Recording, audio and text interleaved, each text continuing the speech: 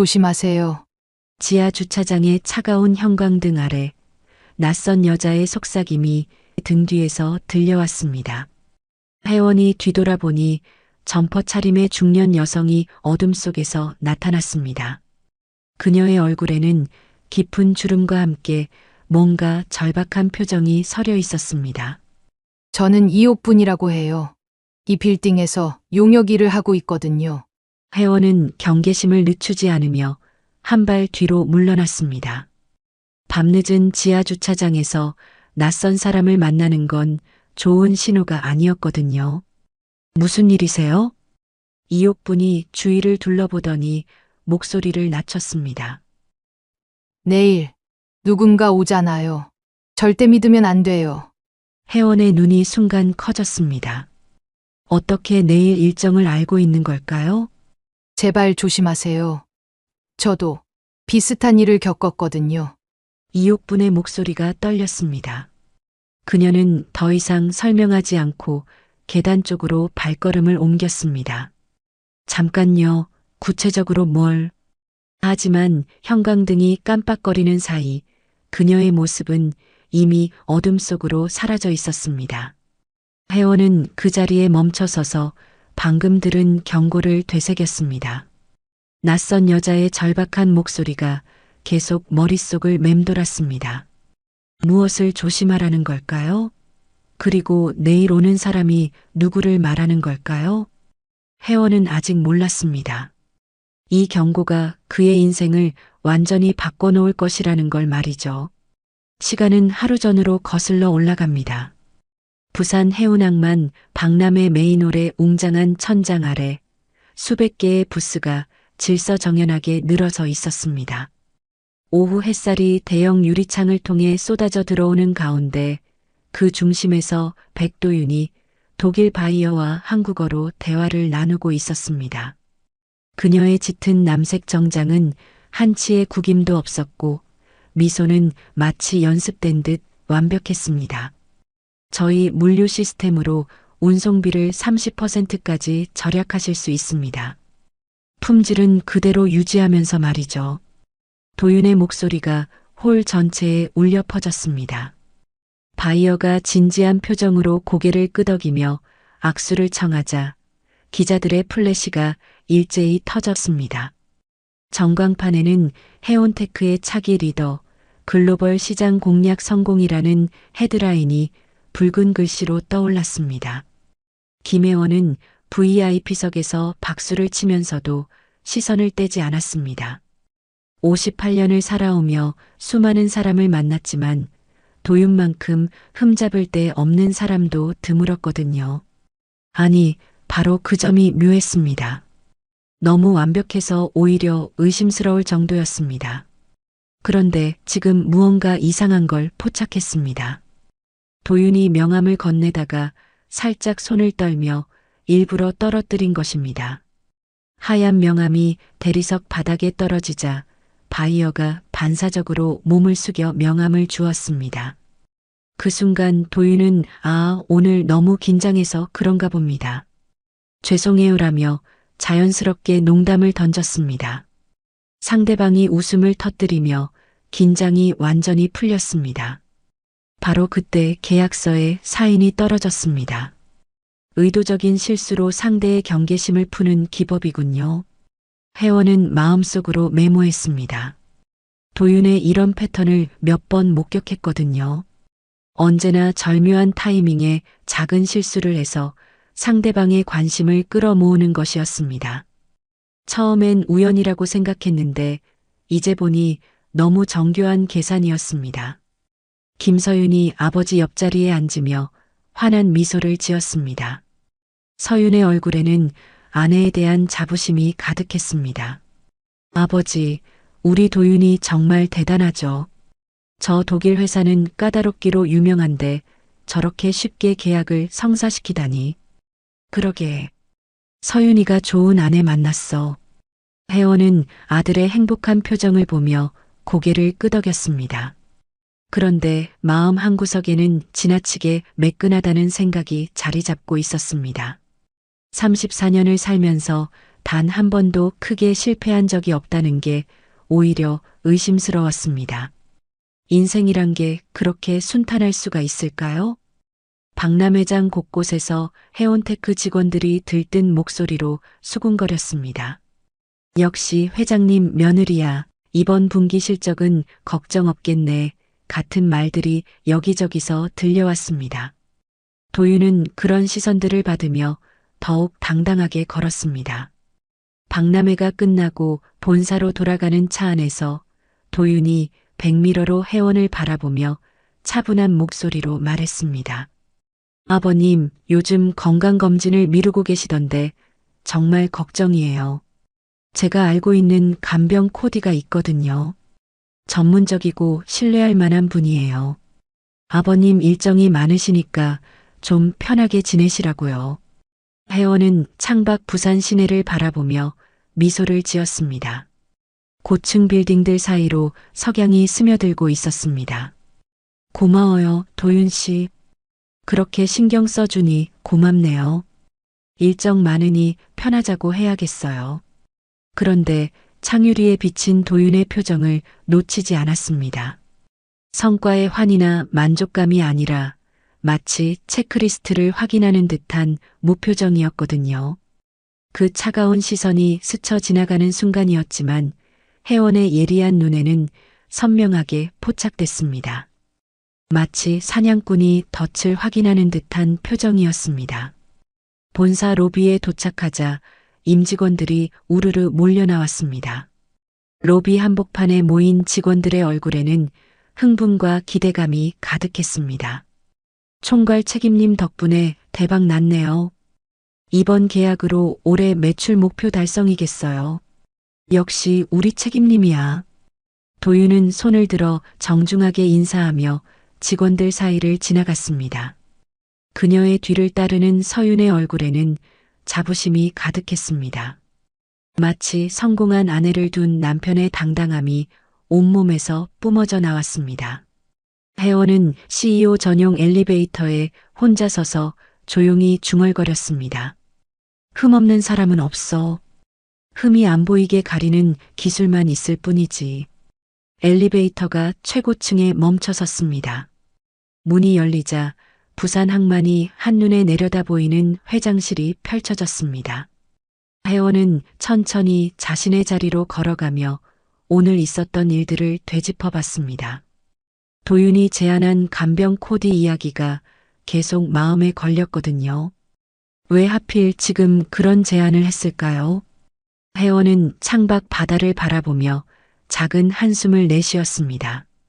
바다 위로 지는 석양이 붉은 물결을 만들어내고 있었습니다. 그날 밤 회원은 서재에서 회사 자료를 정리하다가 문득 손을 멈췄습니다. 도윤이 입사한 이후의 계약 성사율이 유독 높다는 걸 발견했거든요. 너무 완벽해서 오히려 의심스러울 정도였습니다. 이상하네요. 이렇게 매끄러운 성과가 가능할까요? 회원은 안경을 벗고 미간을 문질렀습니다. 30년 넘게 사업을 해오면서 쌓인 직감이 무언가 경고하고 있었거든요. 하지만 아직은 구체적인 근거가 없었습니다. 단지 너무 완벽한 며느리에 대한 막연한 불안감뿐이었습니다. 박람회가 끝난 밤 본사 지하 주차장은 차가운 형광등 불빛만이 콘크리트 기둥들 사이를 희미하게 비추고 있었습니다. 회원의 발걸음이 메아리치며 울려 퍼지는 가운데 어디선가 다른 발소리가 들려왔습니다. 딱딱한 안전화가 바닥을 두드리는 소리였습니다. 회장님, 낮고 거친 목소리가 뒤쪽에서 들려왔습니다. 회원이 돌아보니 점퍼 차림의 중년 여성이 어둠 속에서 나타났습니다. 얼굴에는 세월의 주름이 깊게 패여 있었고 눈빛은 예리하면서도 걱정스러웠습니다. 저는 이옥분이라고 해요. 이 빌딩 용역 일을 하고 있거든요. 회원은 경계심을 늦추지 않으며 한 발 뒤로 물러났습니다. 지하 주차장에서 낯선 사람을 만나는 건 좋은 신호가 아니었거든요. 무슨 일이세요? 옥분이 주위를 둘러보더니 목소리를 더욱 낮췄습니다. 오늘 들어오는 간병 코디 절대 들이지 마세요. 혜원의 눈이 순간 커졌습니다. 어떻게 간병 코디 이야기를 알고 있는 걸까요? 그것도 오늘 도윤이 제안한 바로 그 이야기를요. 왜죠? 무슨 근거가 있나요? 시간이 없어요. 그냥 믿고 조심하세요. 옥부는 더 이상 설명하지 않고 계단 쪽으로 발걸음을 옮겼습니다. 형광등 불빛이 깜빡거리는 사이 그녀의 모습이 어둠 속으로 사라져갔습니다. 남은 건 차가운 침묵과 혜원의 빨라진 심장 박동뿐이었습니다. 운전석에 앉아있던 비서가 창문을 내리며 조심스럽게 물었습니다. 회장님, 신원 미상의 사람 같은데 무시하시죠? 요즘 같은 세상에 이상한 사람들이 많거든요. 혜원은 차에 타면서도 계속 계단 쪽을 바라봤습니다. 옥분이라는 여자의 눈빛이 자꾸 떠올랐거든요. 그 눈에는 진짜 걱정과 두려움이 담겨 있었습니다. 이름이 뭐랬죠? 이옥분이라고 했어요. 그런데 회장님, 혹시 아시는 분인가요? 혜원은 고개를 저었습니다. 하지만 마음속으로는 그 이름을 되새기고 있었습니다. 이옥분이라는 이름과 그녀가 던진 경고가 계속 머릿속을 맴돌았습니다. 집으로 가는 차 안에서 혜원은 태블릿으로 내일 일정을 확인했습니다. 그런데 오늘 오후에 새로 입력된 항목이 눈에 띄었습니다. 오후 2시 홍선미 간병 코디 면담, 추천인 백도윤. 혜원의 눈썹이 살짝 올라갔습니다. 언제 이런 일정이 잡혔죠? 분명히 오늘 아침까지는 없던 일정이었거든요. 그리고 옥분이 경고한 바로 그 간병 코디가 홍선미라는 이름이었습니다. 일정 수정 권한 로그를 열어보려고 했지만 접근이 막혀 있었습니다. 화면에는 권한 없음이라는 메시지만 떴습니다. 이상했습니다. 회장인 자신이 일정 로그에 접근할 수 없다는 게 말이 되나요? 권한자 정보를 확인해 보니 도윤 쪽 비서라인이었습니다. 언제부터 며느리 쪽에서 자신의 일정을 관리하게 된 건지 의아했습니다. 혜원은 태블릿을 덮고 창밖을 바라봤습니다. 부산 시내의 네온사인들이 빠르게 지나가고 있었습니다. 집에 도착하자마자 혜원은 서윤에게 메시지를 보냈습니다. 서윤아, 오늘은 집에 오지 말고 야근해라. 내일 발표할 자료 정리가 급하니까. 사실 급한 자료는 없었습니다. 하지만 집을 조용히 비워두고 싶었거든요. 홍선미라는 간병 코디가 오기 전에 상황을 파악하고 싶었습니다. 서윤에게서 답장이 왔습니다. 네, 아버지. 알겠어요. 도윤이도 늦을 것 같다고 하던데 괜찮으세요? 혜원은 미소를 지으며 답했습니다. 괜찮다. 혼자 있는 시간도 필요해. 하지만 속으로는 의심이 커져가고 있었습니다. 도윤도 늦는다니 이게 우연일까요? 혜원은 법무팀장에게 전화를 걸었습니다. 김 팀장님, 내일부터 며칠간 이상 징후가 있으면 즉시 보고해 주세요. 구체적인 사유는 나중에 설명드릴게요. 네, 회장님. 어떤 종류의 징후를 말씀하시는 건가요? 계약서 관련, 자금 이동, 외부인 접촉 등 평소와 다른 모든 것들이요. 보안팀장과 주치의에게도 같은 내용으로 연락했습니다. 구체적인 이름이나 사유는 말하지 않고 그냥 대기 명령만 내렸습니다.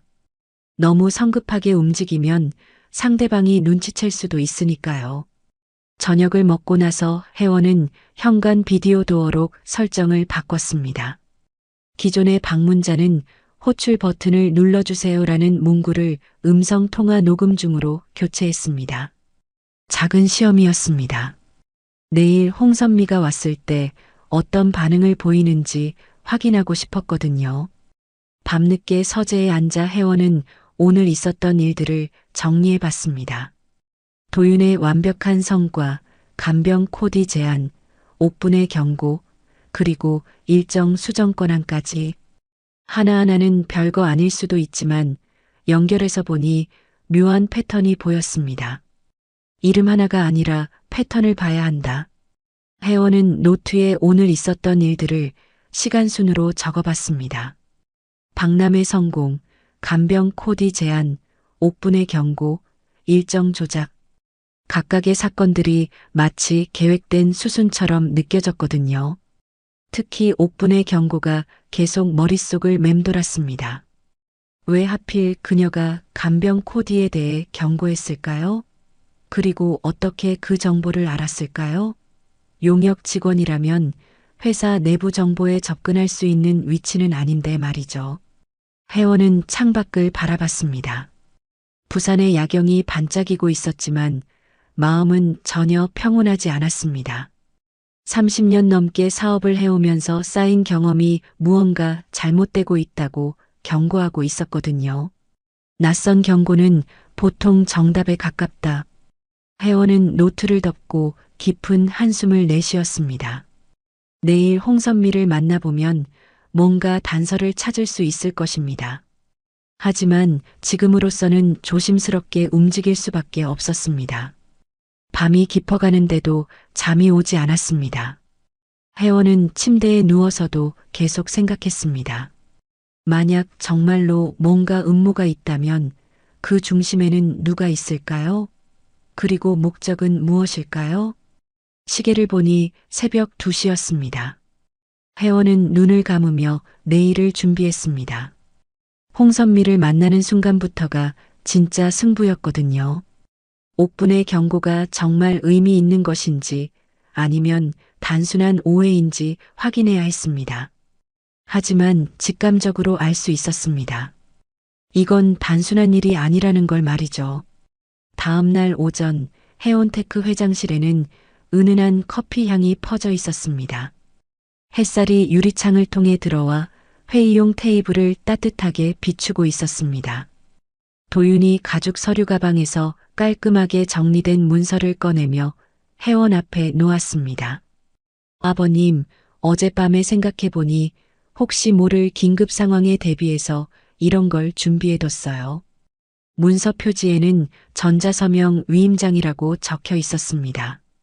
도윤의 미소는 여전히 완벽했지만 혜원은 그 미소 뒤에 숨겨진 의도를 읽으려고 노력했습니다. 긴급 상황이라면요? 만약 아버님이 갑자기 몸이 불편해지시거나 출장 중에 급한 결제가 필요할 때를 대비해서요. 요즘은 전자서명이 대부분이잖아요. 혜원은 문서를 천천히 넘겨봤습니다. 처음 몇 페이지는 일반적인 업무 위임에 관한 내용이었습니다. 하지만 조항 하단을 자세히 보니 묘한 내용들이 숨어 있었습니다. 주소록 및 계정 접근 위임과 의료 관련 의사결정 대리권이 교묘하게 묶여 있었거든요. 이 부분은 좀 범위가 넓은 것 같은데요. 아, 그건 법무팀에서 포괄적으로 작성한 거예요. 혹시 문제가 있으시면 수정할 수 있어요. 도윤의 대답은 너무 자연스러웠습니다. 하지만 혜원은 그 자연스러움이 오히려 의심스러웠습니다. 왜 하필 지금 이런 문서를 가져왔을까요? 그때 노크 소리가 들렸습니다. 비서가 문을 열며 말했습니다. 회장님, 간병 코디 홍선미 씨가 오셨어요. 들어오라고 하세요. 홍선미가 들어왔을 때 혜원은 그녀를 유심히 관찰했습니다. 30대 초반으로 보이는 여성이었는데 단정한 흰색 블라우스에 검은색 치마를 입고 있었습니다.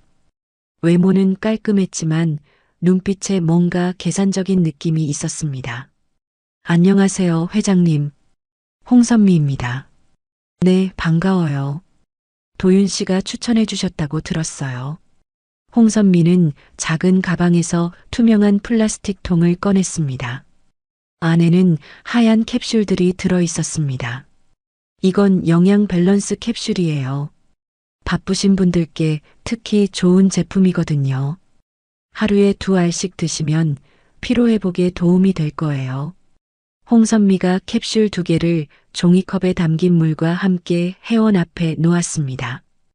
그 순간 혜원은 미세한 이상함을 포착했습니다. 캡슐에서 나는 냄새가 일반적인 영양제와 달랐거든요. 고마워요. 그런데 먼저 물을 좀 마셔볼게요. 혜원은 컵을 살짝 흔들어 봤습니다. 물 표면에 아주 미세한 분말층이 떠 있는 게 보였습니다. 그리고 약간의 쓴맛 냄새도 났습니다. 이건 분명히 단순한 영양제가 아니었습니다. 아, 갑자기 급한 전화가 왔네요. 나중에 먹을게요. 혜원은 자연스럽게 캡슐들을 주머니에 넣었습니다. 홍선미의 얼굴에 순간 아쉬운 표정이 지나갔지만 금세 미소로 돌아왔습니다. 네, 그럼 나중에 편하실 때 드세요. 홍선미가 나간 후 혜원은 즉시 캡슐의 바코드 라벨을 사진으로 찍어보안 팀에게 전송했습니다. 그리고 IT 총무팀장에게 긴급 연락을 했습니다. 박 팀장님, 전자서명 시스템에 이중인증을 오늘 안에 도입해 주세요. 비공식 명령이니까 조용히 처리해 주시고요. 네, 회장님. 특별한 이유가 있나요? 보안 강화 차원이에요. 자세한 건 나중에 설명드릴게요. 혜원은 전화를 끊고 도윤을 바라봤습니다.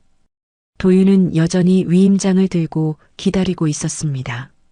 도윤 씨, 이 문서는 며칠 더 검토해 볼게요. 급한 건 아니니까요. 네, 물론이에요. 천천히 보시고 결정하세요. 도윤의 표정에는 살짝 실망이 섞여 있었지만 여전히 미소를 유지했습니다.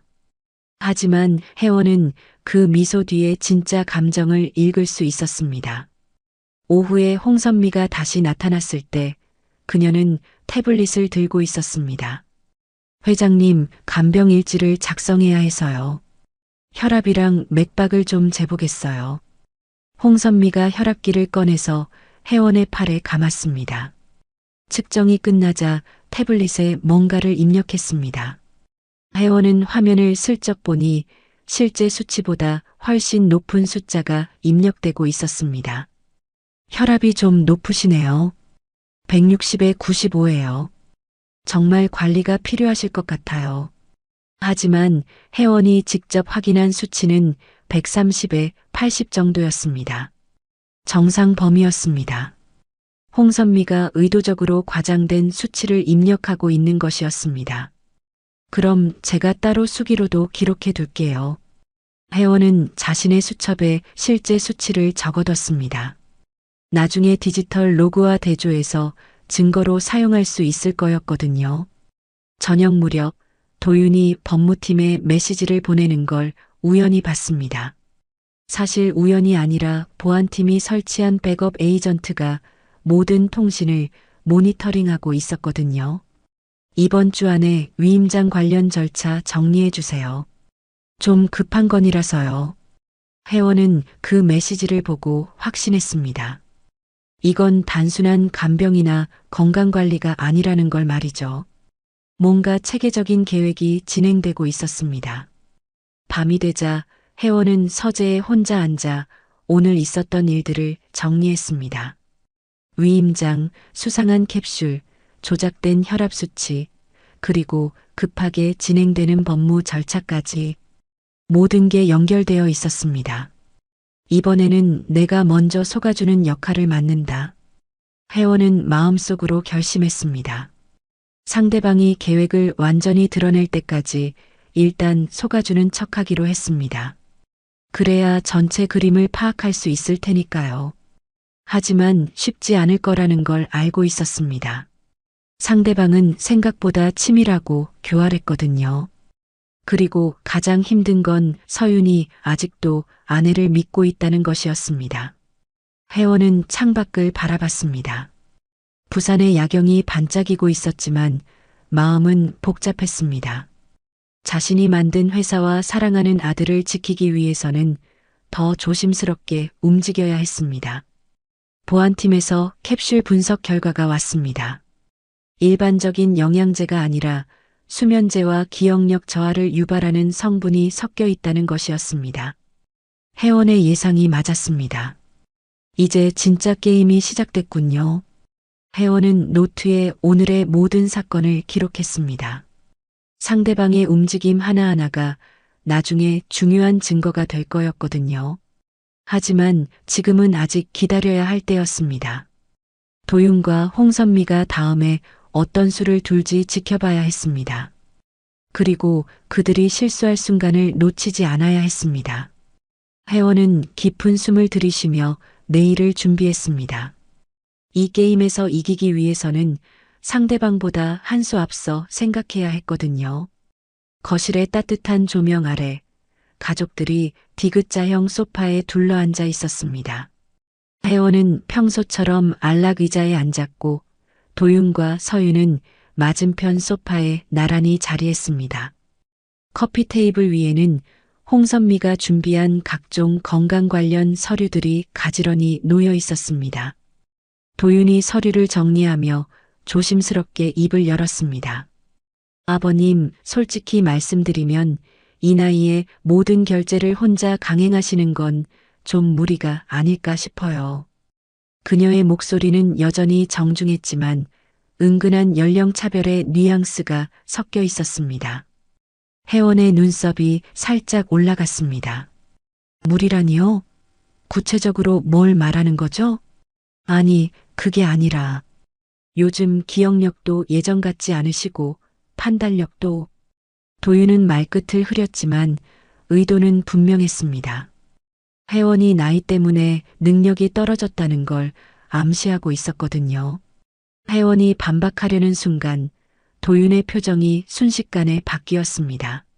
아버님, 설마 낯선 사람 말 믿고 가족을 의심하시는 건 아니죠?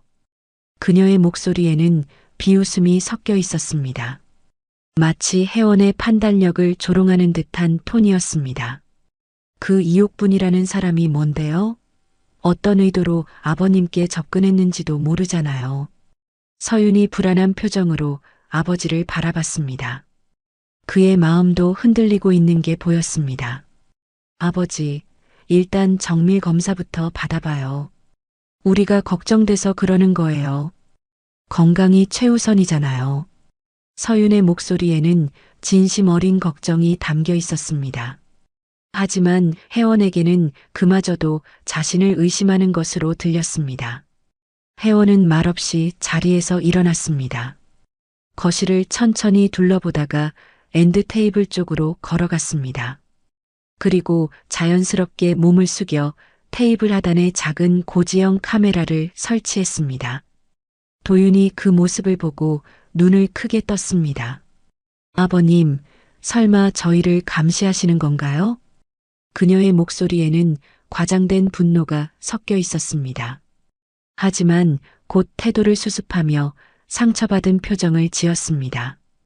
이렇게까지 하시다니 정말 실망이에요. 혜원은 차분하게 대답했습니다. 감시가 아니라 기록이에요. 나중에 필요할 수도 있거든요. 그때 홍선미가 주방에서 나타났습니다. 손에는 투명한 수액 세트와 여러 개의 작은 병들을 들고 있었습니다. 회장님, 수면의 질을 개선하는데 도움이 될 거예요. 복용표를 만들어서 체계적으로 관리해봐요. 홍선미는 커피 테이블 위에 복용표 양식을 펼쳐놓았습니다. 하루 3번, 아침, 점심, 저녁으로 나누어진 칸들이 있었습니다. 그리고 각 시간대마다 복용할 약물들이 상세하게 적혀 있었습니다. 혜원은 복용표를 받아들고 맨 아래 빈 공간에 작은 글씨로 법무팀 연락처를 기입했습니다. 나중에 증거로 사용할 수 있는 이스터에그였습니다. 이렇게 자세하게 해주시니 고마워요. 천만에요. 건강관리는 정말 중요하거든요. 홍선미의 미소는 친절해 보였지만 혜원은 그 미소 뒤에 차가운 계산을 느낄 수 있었습니다. 저녁이 되자 도윤과 서윤은 각자 볼 일이 있다며 자리를 떴습니다. 홍선미도 내일 다시 오겠다고 인사하고 나갔습니다. 거실에는 혜원 혼자 남게 되었습니다. 혜원은 소파에 앉아 오늘 있었던 일들을 되돌아봤습니다. 도윤의 모욕적인 발언들, 서윤의 흔들리는 모습, 그리고 점점 조여오는 감시의 그물망까지 모든 게 계획대로 진행되고 있는 것 같았습니다. 믿음은 감정으로 주는 게 아니다. 절차로 지키는 거다. 혜원은 혼잣말을 중얼거렸습니다. 가족이라는 이름으로 자신을 압박하고 있지만 진짜 가족이라면 이런 식으로 의심받는 상황을 만들지 않았을 것입니다. 휴대폰을 꺼내 이옥분에게 문자를 보냈습니다. 당신의 경고 받아들였어요. 내일 14시 회사 카페에서 만나요. 문자를 보내고 나자 마음이 조금 가벼워졌습니다. 적어도 혼자가 아니라는 느낌이 들었거든요. 그때 복도에서 작은 소리가 들렸습니다. 혜원이 조심스럽게 다가가 보니 서윤이 벽에 기대어 서서 눈물을 닦고 있었습니다. 아버지가 틀리지 않길 제발. 서윤의 작은 중얼거림이 복도에 울려 퍼졌습니다. 그도 뭔가 이상하다는 걸 느끼고 있었지만 아내를 의심하고 싶지 않은 마음이 컸습니다. 혜원은 마음이 아팠습니다. 아들이 이렇게 괴로워하는 모습을 보는 게 가장 힘들었거든요. 하지만 지금은 물러설 수 없었습니다. 진실을 밝혀내야만 서윤도 구할 수 있을 테니까요. 밤이 깊어가는 시간, 혜원은 서재에서 오늘의 기록을 정리했습니다. 도윤의 발언들, 홍선미의 행동들, 그리고 서윤의 반응까지 모든 걸 꼼꼼하게 적어뒀습니다.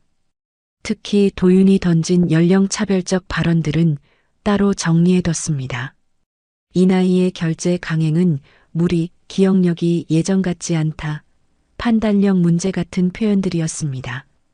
이런 발언들이 나중에 법정에서 중요한 증거가 될 수도 있었거든요. 혜원은 창밖을 바라봤습니다. 부산의 야경이 평소와 같이 아름다웠지만 마음은 전혀 평온하지 않았습니다. 오늘 받은 모욕들이 계속 머릿속을 맴돌았거든요. 하지만 동시에 분노도 느꼈습니다.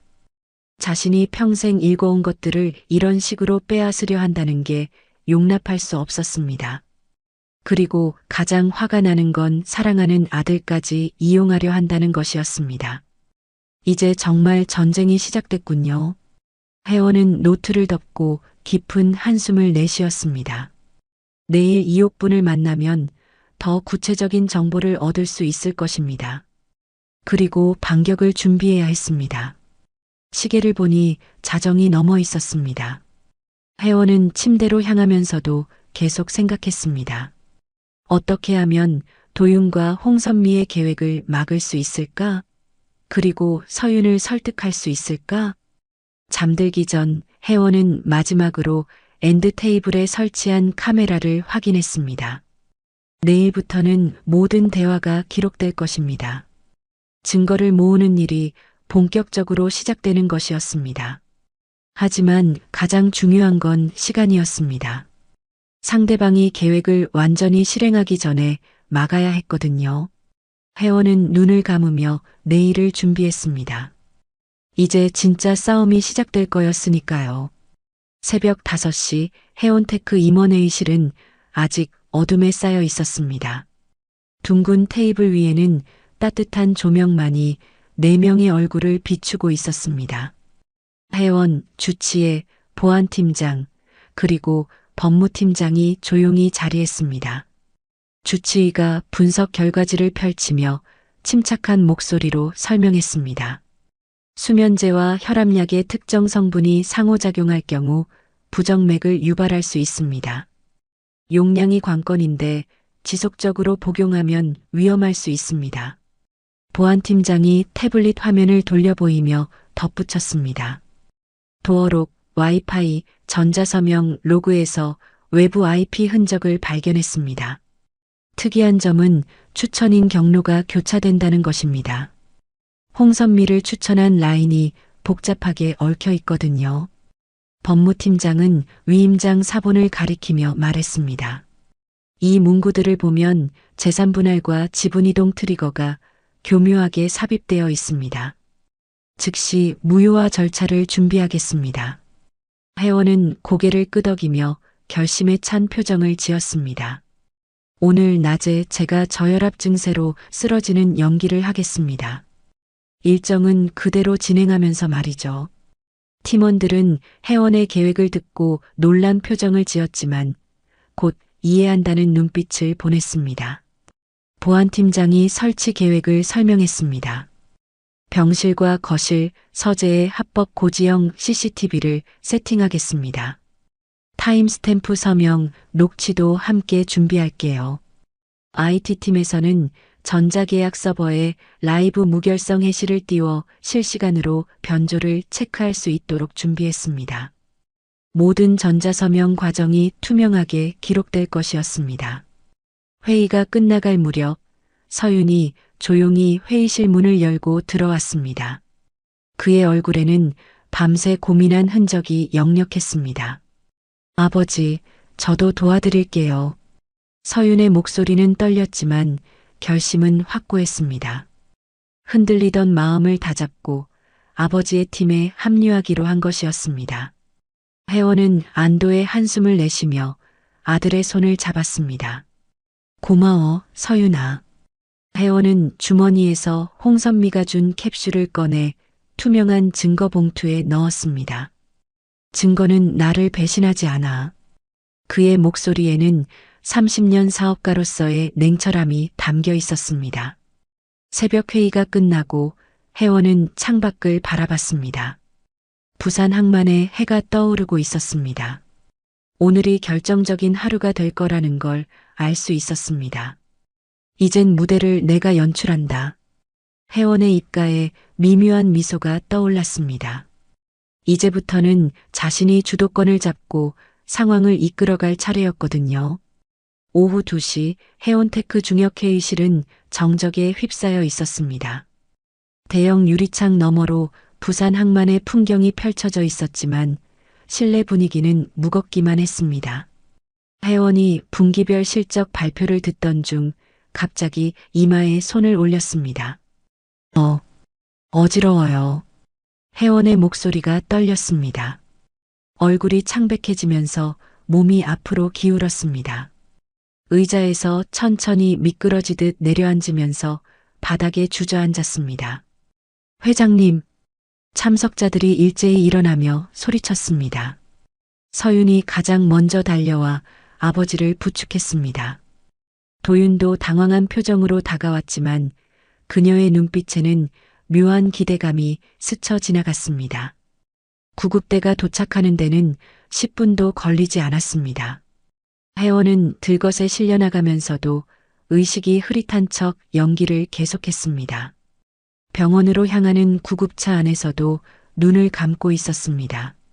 부산대학교병원 응급실에서 각종 검사를 받은 후 혜원은 일반 병실로 옮겨졌습니다.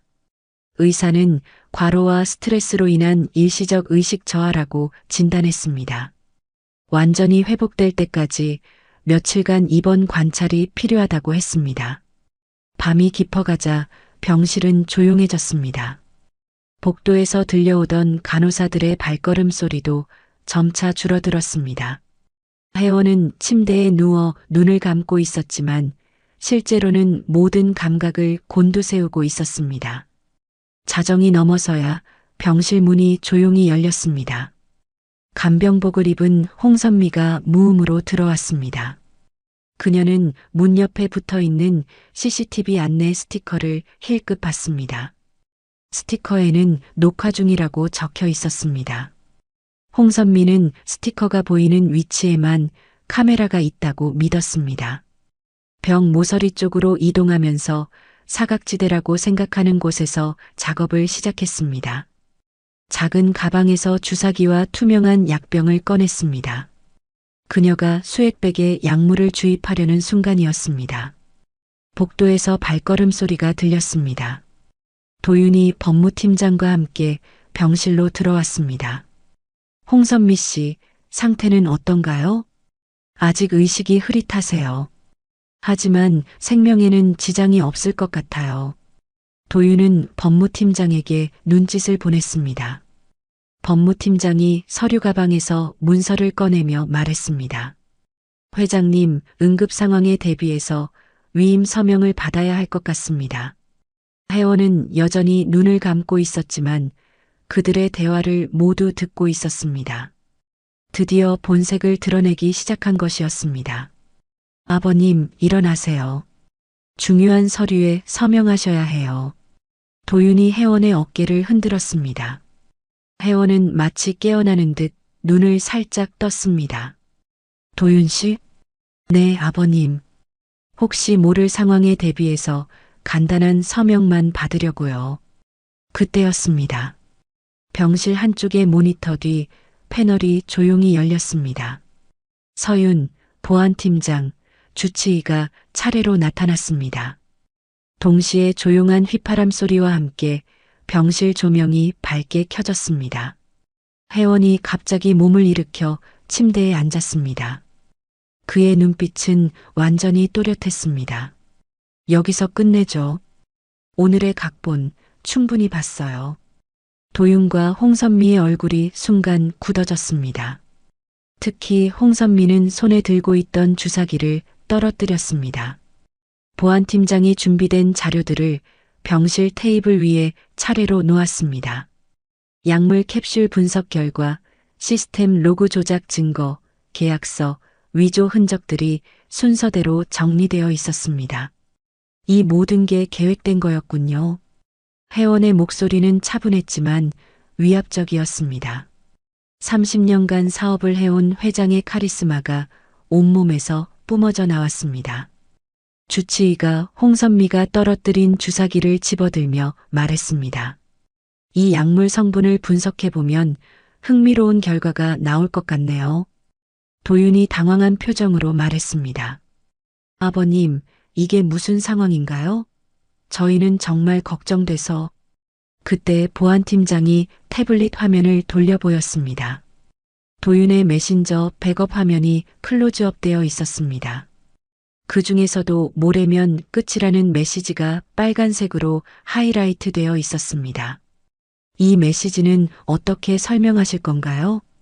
도윤의 얼굴이 창백해졌습니다. 그녀는 입을 몇 번 벙긋거렸지만 제대로 된 말이 나오지 않았습니다. 홍선미의 손이 미세하게 떨리기 시작했습니다. 그녀는 뒤늦게 상황을 파악하고 변명을 시도했습니다. 이건 오해예요. 제가 정말 간병을 위해서. 오해라고요? 회원이 침대에서 일어나며 말했습니다. 그의 움직임은 전혀 아픈 사람 같지 않았습니다. 그럼 이 CCTV 영상들도 오해일까요? 벽 곳곳에 숨겨진 카메라들이 LED 불빛을 깜빡이며 위치를 드러냈습니다. 홍선미가 사각지대라고 믿었던 곳에도 카메라가 설치되어 있었던 것입니다. 서윤이 법무팀장에게서 위임장을 받아들고 찢어버렸습니다. 이런 식으로 우리 아버지를 이용하려고 했다니. 그의 목소리에는 분노와 실망이 섞여 있었습니다. 아내에 대한 믿음이 완전히 무너지는 순간이었습니다. 도윤은 여전히 상황을 수습하려고 노력했습니다. 서윤아, 이건 정말 오해야. 나는 아버님을 위해서. 그만해요. 서윤의 외침이 병실에 울려 퍼졌습니다. 그는 더 이상 아내의 변명을 듣고 싶지 않았습니다. 새벽 4시 부산대학교병원에 경찰차 2대가 도착했습니다. 빨간 경광등이 병원 외벽을 번갈아 비추면서 정적을 깨뜨렸습니다. 수사관들이 병실로 들어와 체계적으로 증거를 수집하기 시작했습니다. 회원이 준비해둔 증거 봉투들이 하나씩 인계됐습니다. 홍선미가 가져온 약물 캡슐, 조작된 복용표, 그리고 모든 대화가 담긴 녹음 파일까지. 보안팀장이 준비한 전자기록, 무결성 리포트도 함께 제출됐습니다. 이 모든 전자기록들의 해시값이 일치합니다. 변조나 조작의 흔적은 없습니다. 보안팀장의 설명을 들으며 수사관이 고개를 끄덕였습니다. 디지털 포렌식 증거로서 법정에서 충분한 효력을 갖출 것이었습니다. 다음 날 오전 이옥분이 수사기관에 참고인으로 출석했습니다. 그녀는 떨리는 목소리로 과거의 아픈 기억을 털어놨습니다. 제 아들이 3년 전에 이런 식으로 당했어요. 간병 서비스를 받다가 갑자기 심장마비로 세상을 떠났거든요. 나중에 알고 보니 약물 상호작용이었는데 자연사로 처리됐어요. 이옥분의 증언은 홍선미의 수법이 단순한 우연이 아니라 계획적인 범행이었음을 보여주는 중요한 단서였습니다. 수사관들은 과거 유사 사건들을 재수사하기로 결정했습니다. 회원은 진술서 첫 줄에 이렇게 썼습니다. 낯선 경고가 한 생명을 살렸습니다. 그의 진술서는 이옥분에 대한 감사와 함께 사건의 전말을 상세하게 기록했습니다. 특히 도윤과 홍선미의 체계적인 접근 방식과 그들이 사용한 심리적 조작 기법들을 구체적으로 서술했습니다. 해온테크에서는 긴급 이사회가 소집됐습니다. 회의실에는 긴장감이 팽팽하게 흘렀습니다. 회원이 의장석에 앉아 엄숙한 표정으로 입을 열었습니다. 전자서명 시스템을 전면 재정비하겠습니다. 그리고 간병 서비스와 외부 출입 협력사에 대한 레드리스트를 도입할 것입니다. 이사들은 모두 고개를 끄덕였습니다. 이번 사건으로 회사의 보안 체계에 큰 허점이 드러났거든요. 더 이상 이런 일이 반복되어서는 안 된다는 공감대가 형성됐습니다.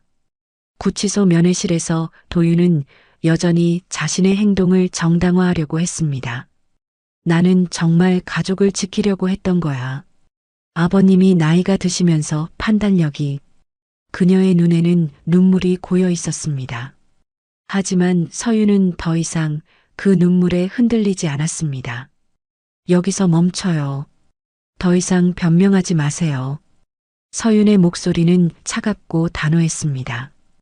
그는 눈물을 삼키며 일어섰습니다.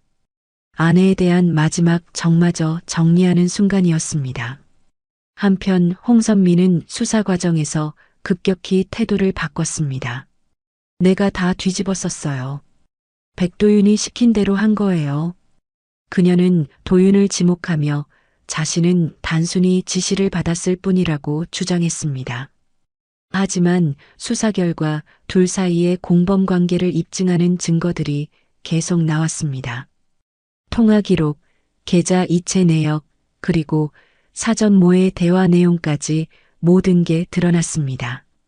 국립과학수사연구원에서 나온 약물 분석 보고서는 충격적이었습니다. 주치의가 법정에 제출한 보고서에는 명확한 의도성이 강조되어 있었습니다. 이 약물 조합은 우연히 발생할 수 없는 패턴입니다. 명백히 의도된 상호작용을 유발하도록 설계되었습니다. 법무팀은 도윤이 작성한 위임장을 면밀히 분석했습니다. 일반적인 위임장과는 전혀 다른 이례적인 조합의 조항들이 발견됐습니다. 이 문구들은 단계적 자산 탈취를 목적으로 작성된 것으로 보입니다. 의료 의사결정권과 재산관리권을 교묘하게 연결시켜 놓았습니다. 법무팀장의 분석 보고서는 법정에서 핵심 증거로 채택됐습니다. 언론에서는 이 사건을 대대적으로 보도했습니다. 전자서명과 간병 사기의 악질적 콜라보라는 헤드라인이 주요 신문 일면을 장식했습니다. 사회적으로 큰 경각심이 일어났습니다.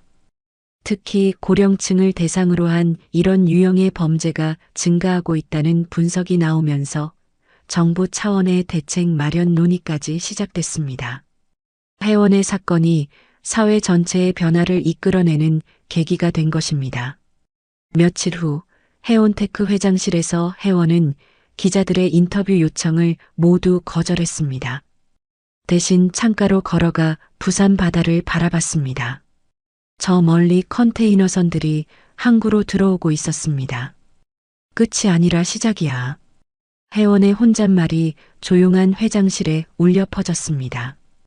이번 사건으로 많은 걸 잃었지만 동시에 더 중요한 걸 깨달았거든요. 진짜 가족의 의미와 신뢰의 가치를 말이죠. 서윤이 회장실 문을 두드리며 들어왔습니다. 그의 얼굴에는 지난 며칠간의 피로가 역력했지만 눈빛만은 이전보다 훨씬 또렷했습니다. 아버지, 이제 정말 괜찮으세요? 괜찮아.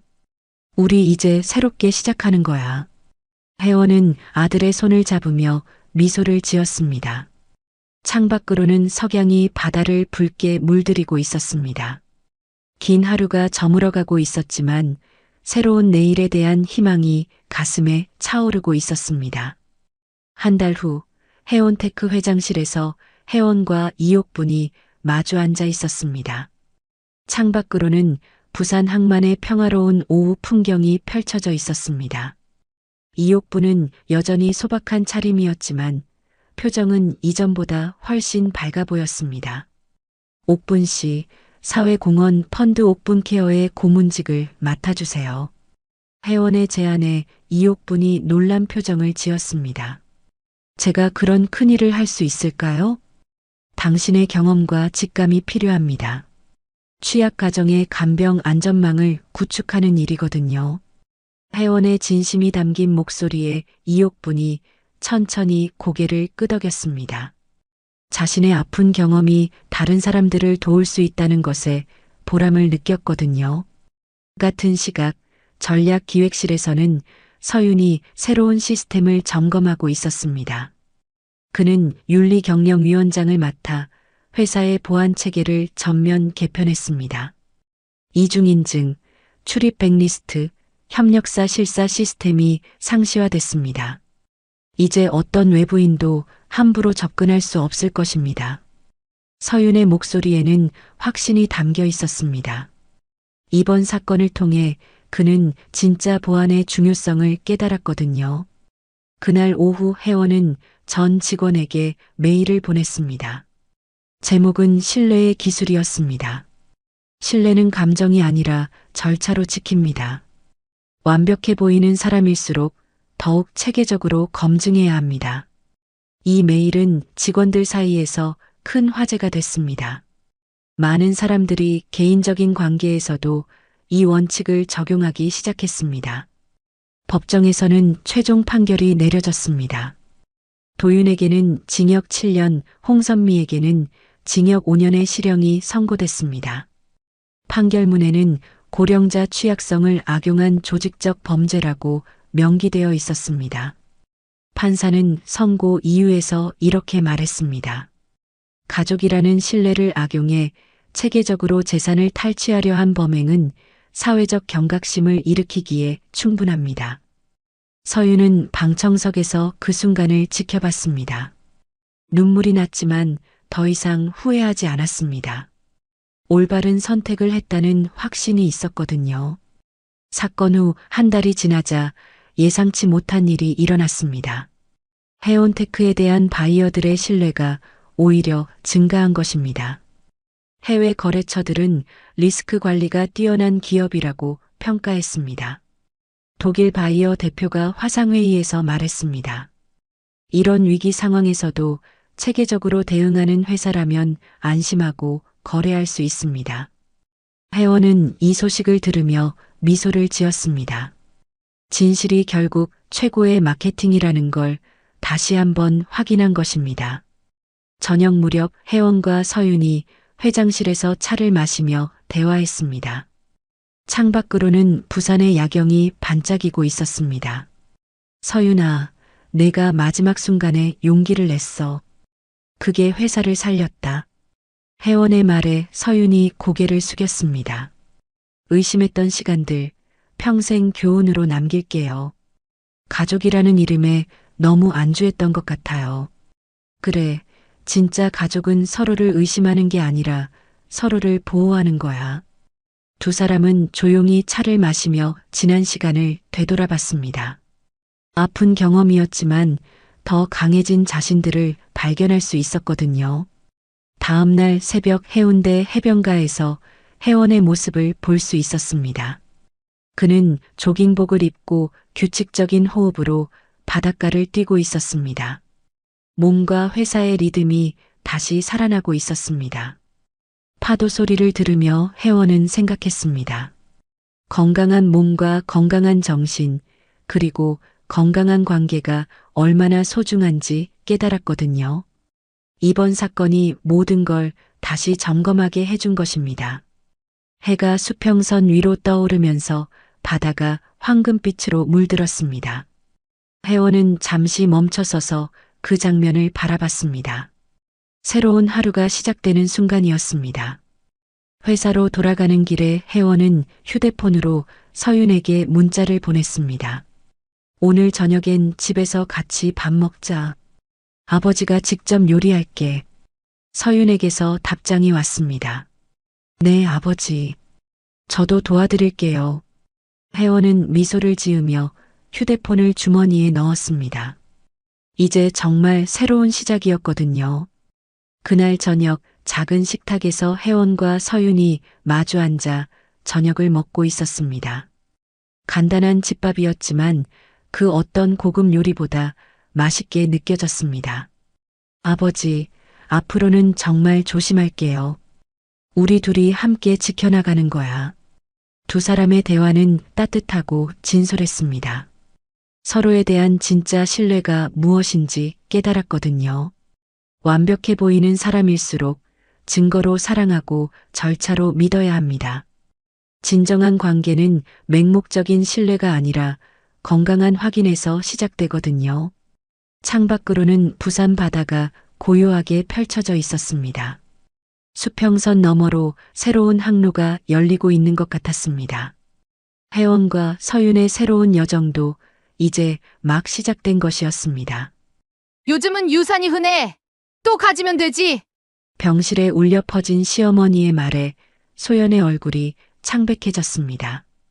방금 잃은 아이에 대한 상처가 아직 아물지도 않았는데 마치 물건 하나 잃어버린 것처럼 말하는 경숙의 목소리는 차갑기만 했죠.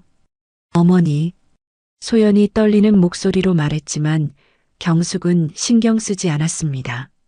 아이고, 너무 예민하게 생각하지 마. 나도 젊었을 때 한두 번은 그런 일이 있었거든. 경숙의 말은 계속됐습니다. 승호는 옆에서 다정한 남편인 척 연기하며 소연의 어깨에 손을 올렸죠. 그 순간 소연의 몸이 움츠러들었습니다. 치료비는 내가 다 부담할 테니까 걱정하지 마세요, 장모님. 승호의 목소리는 책임감 있는 사위의 모습이었습니다. 하지만 혜진은 어제 들은 녹음 파일을 떠올렸죠. 넌 돈만 벌어오면 돼. 입 다물고 살라고. 그들은 몰랐습니다. 모든 대화가 기록되고 있다는 것을. 하지만 이 모든 일이 어떻게 시작되었을까요? 시간은 3주 전으로 거슬러 올라갑니다. 강릉 해안가에 자리한 한옥마당에서는 파도 소리가 끝없이 들려왔습니다. 오늘따라 바람이 유난히 세게 불어와서 처마 끝 풍경이 요란하게 울렸죠. 추석을 하루 앞둔 이 집에는 웃음소리가 가득했습니다. 어머니, 건배하시죠. 윤승호가 박혜진에게 술잔을 올리며 환하게 웃었습니다. 40살의 사위는 언제나 그랬듯 완벽한 모습이었죠. 정갈한 정장에 단정한 머리, 그리고 장모를 대하는 예의 바른 태도까지. 그의 손은 술잔을 들고 있었지만 시계는 값비싼 브랜드였습니다. 그래, 우리 사위가 참 잘해주네요. 혜진이 미소를 지으며 술잔을 받았습니다. 58배 그녀는 강릉에서 작은 다과점을 운영하고 있었죠. 젊은 시절 부동산 중개 보조 일을 했던 경험 덕분인지 사람을 보는 눈이 예리했습니다. 특히 숫자나 계약서를 다루는 일에는 누구보다 꼼꼼했죠. 소연아, 너도 와서 앉아라. 딸을 부르는 혜진의 목소리에는 따뜻함이 묻어났습니다. 32살의 윤소연이 부엌에서 나왔죠. 프리랜서 PD인 그녀는 요즘 해녀 문화를 기록하는 다큐멘터리를 제작하고 있었습니다. 외할아버지께서 물려주신 이 게스트하우스와 바닷가 대지에서 작업하는 것이 그녀에게는 큰 의미였죠. 엄마, 음식 더 가져올게요. 소연의 목소리는 평소보다 조금 작았습니다. 그녀가 상 위에 나물 접시를 올려놓을 때 승우가 자연스럽게 그녀의 어깨에 손을 올렸죠. 그 순간 소연의 몸이 거의 눈에 띄지 않을 정도로 움츠러들었습니다. 마치 뜨거운 것에 데인 듯한 반응이었죠. 혜진은 그 미묘한 떨림을 놓치지 않았습니다. 딸이 웃고는 있지만 뭔가 어색했죠. 마치 연기를 하고 있는 것 같았습니다. 임신 소식을 들은 지 12주째인데 왜 이렇게 불안해 보이는 걸까요? 소연이가 요즘 일이 많아서 피곤한가 봐요. 임신 중이라 더 조심해야 하는데. 승우가 다정하게 말했습니다. 그의 손은 여전히 소연의 어깨 위에 있었죠. 손가락이 살짝 움직일 때마다 소연의 얼굴이 미세하게 굳었습니다. 그러게요. 우리 딸이 너무 무리하는 것 같아서요. 임신 중에는 몸조리가 제일 중요한데. 혜진이 걱정스럽게 딸을 바라봤습니다. 소연은 고개를 끄덕이며 억지 미소를 지었죠. 그 미소 뒤로 무언가 숨기고 있는 듯한 그림자가 어렸습니다. 저녁이 깊어갈수록 승호의 연기는 더욱 완벽해졌습니다. 장모에게는 정중하게, 아내에게는 다정하게. 하지만 혜진의 눈에는 뭔가 어긋난 듯한 느낌이 들었죠. 마치 무대 위의 배우를 보는 것 같았습니다. 승호야, 회사 일은 어때요? 요즘 문화기업 팀장 일이 바쁘다고 했잖아요. 혜진이 자연스럽게 물었습니다. 승호의 눈가에 잠깐 경계심이 스쳤죠. 아, 네. 지역 문화 콘텐츠 개발 프로젝트가 있어서요. 강릉 쪽도 관심이 많거든요. 그의 대답은 매끄러웠지만 혜진은 뭔가 석연치 않다는 느낌을 지울 수 없었습니다. 잠깐 화장실 좀 다녀올게요. 소연이 자리에서 일어났습니다. 그녀의 걸음걸이가 평소보다 조심스러워 보였죠. 화장실 거울 앞에 선 그녀는 립스틱을 꺼냈습니다. 그런데 손이 심하게 떨렸죠. 립스틱이 바닥에 떨어지는 소리가 유난히 크게 들렸습니다. 소연은 거울 속 자신을 바라봤습니다. 창백한 얼굴, 불안에 떨리는 눈동자, 목에는 스카프로 가린 부분이 있었죠. 그녀는 스카프를 다시 한번 고쳐 매며 깊게 숨을 들이쉬었습니다. 그리고 다시 미소를 지으려 했죠. 밖에서는 여전히 웃음소리가 들려왔습니다. 승우가 무슨 농담을 했는지 혜진의 웃음소리가 섞여 들렸죠. 소연은 립스틱을 주워들고 천천히 거실로 돌아갔습니다. 각 걸음마다 용기를 내는 것 같았습니다. 우리 소연이가 돌아왔네. 얼굴이 좀 나아 보이는구나. 승우가 환하게 웃으며 말했습니다. 그의 목소리는 여전히 다정했지만 소연의 어깨는 다시 한번 움츠러들었죠. 마치 조건 반사처럼 말입니다. 혜진은 이상한 예감을 느꼈습니다. 뭔가 잘못되고 있다는 직감이었죠. 하지만 화목한 분위기를 깨뜨릴 수는 없었습니다. 딸의 행복을 위해서라도. 그래도 딸의 상태가 계속 신경 쓰였습니다. 소연아, 혹시 몸에 이상은 없지? 임신 중이니까 정기검진도 잘 받고 있고? 네, 엄마. 괜찮아요. 소연의 대답은 짧았습니다. 더 말하기 어려워하는 것 같았죠. 그럼 저희는 이만 들어가 보겠습니다. 어머니께서 너무 늦으시면 안 되니까요. 승우가 정중하게 인사했습니다. 소연도 따라서 일어났죠. 혜진은 딸을 꼭 안아줬습니다. 그 품에서 소연의 몸이 미세하게 떨리고 있었죠. 마치 추위에 떠는 것처럼. 소연아, 몸조리 잘해라. 뭔 일 있으면 언제든 엄마한테 연락하고. 혜진의 당부에 소연은 고개만 끄덕였습니다. 말이 나오지 않는 것 같았죠. 눈가가 약간 빨갛게 변해 있었습니다. 부부가 떠난 후 혜진은 혼자 설거지를 했습니다. 파도 소리만이 적막한 밤을 채우고 있었죠. 그녀는 계속해서 딸의 떨리는 모습을 떠올렸습니다. 그리고 승우가 소연의 어깨에 손을 올릴 때마다 보였던 미묘한 반응들을. 접시를 닦으면서 혜진은 생각에 잠겼습니다. 부동산 중개 보조 일을 할 때 배운 게 있었죠. 사람들은 거짓말을 할 때 특별한 패턴을 보인다는 것. 승호에게서도 그런 기미가 느껴졌습니다. 밤이 깊어져 혜진이 집에 돌아왔을 때였습니다. 휴대폰이 울렸죠. 화면에는 사위 승호라고 표시되어 있었습니다. 장모님, 안녕하세요. 늦은 시간에 죄송합니다. 승호의 목소리였습니다. 평소와 다름없이 정중했죠. 소연이는 어때요? 괜찮아요? 피곤해서 곤히 자고 있어요. 걱정 마세요. 임신 중이라 일찍 잠자리에 들었거든요. 그런데 이상했습니다. 전화 뒤로 사이렌 소리가 들렸죠. 그리고 사람들의 웅성거리는 소리도 마치 응급실이나 병원 같은 곳의 소음이었습니다. 승호는 집에 있다고 했는데 말이죠. 승호야, 지금 어디에 있는 거야? 뒤에서 무슨 소리가 들리는데. 혜진이 물었지만 이미 전화는 끊어져 있었습니다. 그녀는 불안한 마음으로 딸에게 전화를 걸어봤죠. 하지만 소연의 전화는 계속 꺼져 있었습니다. 바깥에서는 여전히 파도 소리가 들려왔습니다. 하지만 이제 그 소리가 예사롭지 않게 들렸죠. 마치 무언가 불길한 일이 일어날 것을 예고하는 듯 했습니다. 혜진은 창밖을 바라보며 불안감을 떨쳐내려 했지만 쉽지 않았습니다. 혜진은 잠을 이룰 수 없었습니다. 승호의 전화 뒤로 들렸던 사이렌 소리가 계속 귓가에 맴돌았죠. 시계는 새벽 2시를 가리키고 있었습니다. 그녀는 결국 침대에서 일어나 코트를 걸쳤습니다. 이상해, 뭔가 잘못됐어. 혼잣말을 중얼거리며 차 키를 집어든 혜진의 손이 떨렸습니다.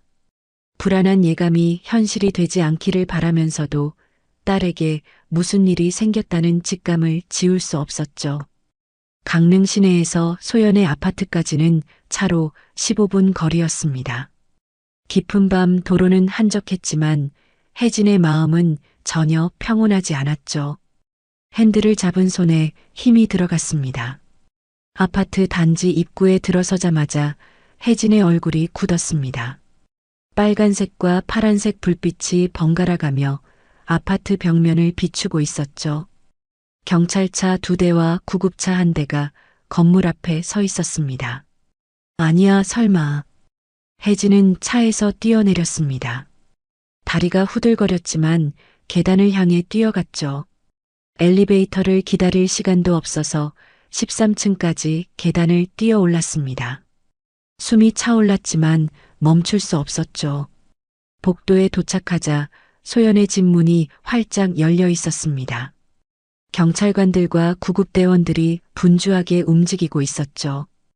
혜진은 가슴이 철렁했습니다. 저기 실례합니다. 저는 이 집 딸의 어머니인데요. 경찰관이 혜진을 바라봤습니다. 그의 표정은 무표정했지만 눈빛에는 미묘한 감정이 담겨 있었죠. 아, 그러시군요.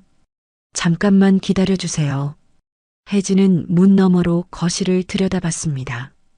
그리고 충격을 받았죠. 저녁에 함께 차려놓았던 음식들이 바닥에 흩어져 있었습니다. 깨진 접시 조각들이 여기저기 널려 있었고 테이블은 한쪽으로 기울어져 있었죠. 뭐가 이렇게 엉망이 된 거지? 혜진의 목소리가 떨렸습니다. 거실 한쪽 벽에는 뭔가 세게 부딪힌 듯한 자국이 있었죠. 마치 사람이 벽에 밀쳐진 것 같은 흔적이었습니다.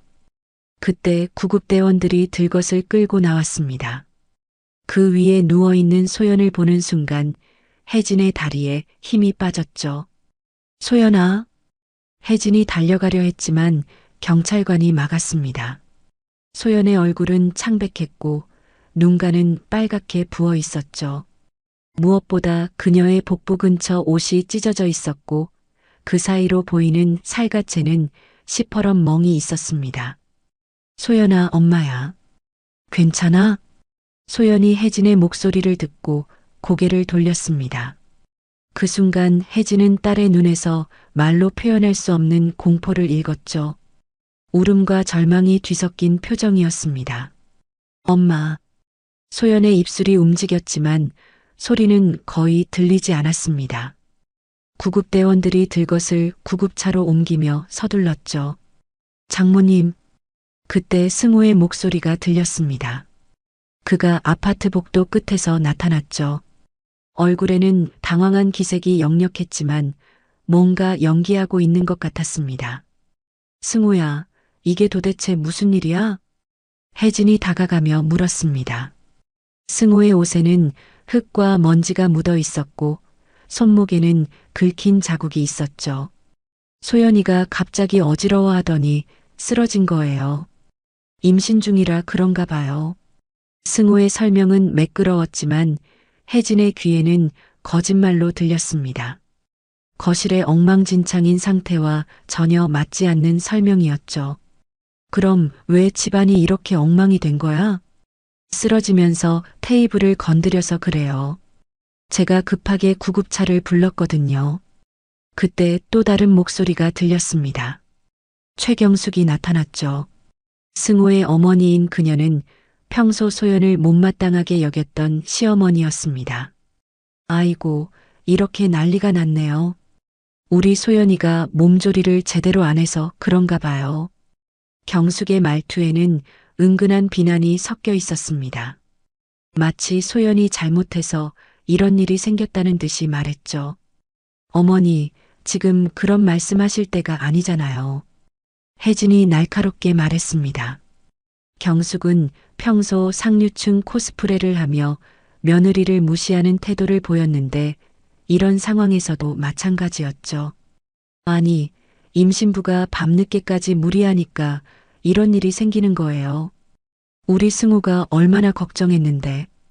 경숙이 아들을 감싸며 말했습니다. 하지만 혜진의 눈에는 그들 모자의 태도가 이상하게 느껴졌죠. 구급대원님, 소연이 상태가 어떻게 되는 건가요? 혜진이 구급대원에게 물었습니다. 중년의 구급대원은 잠시 머뭇거리더니 조심스럽게 대답했죠. 병원에서 정확한 검사를 받아보셔야 할 것 같습니다. 복부에 외상이 있어서. 외상이요? 혜진의 목소리가 높아졌습니다.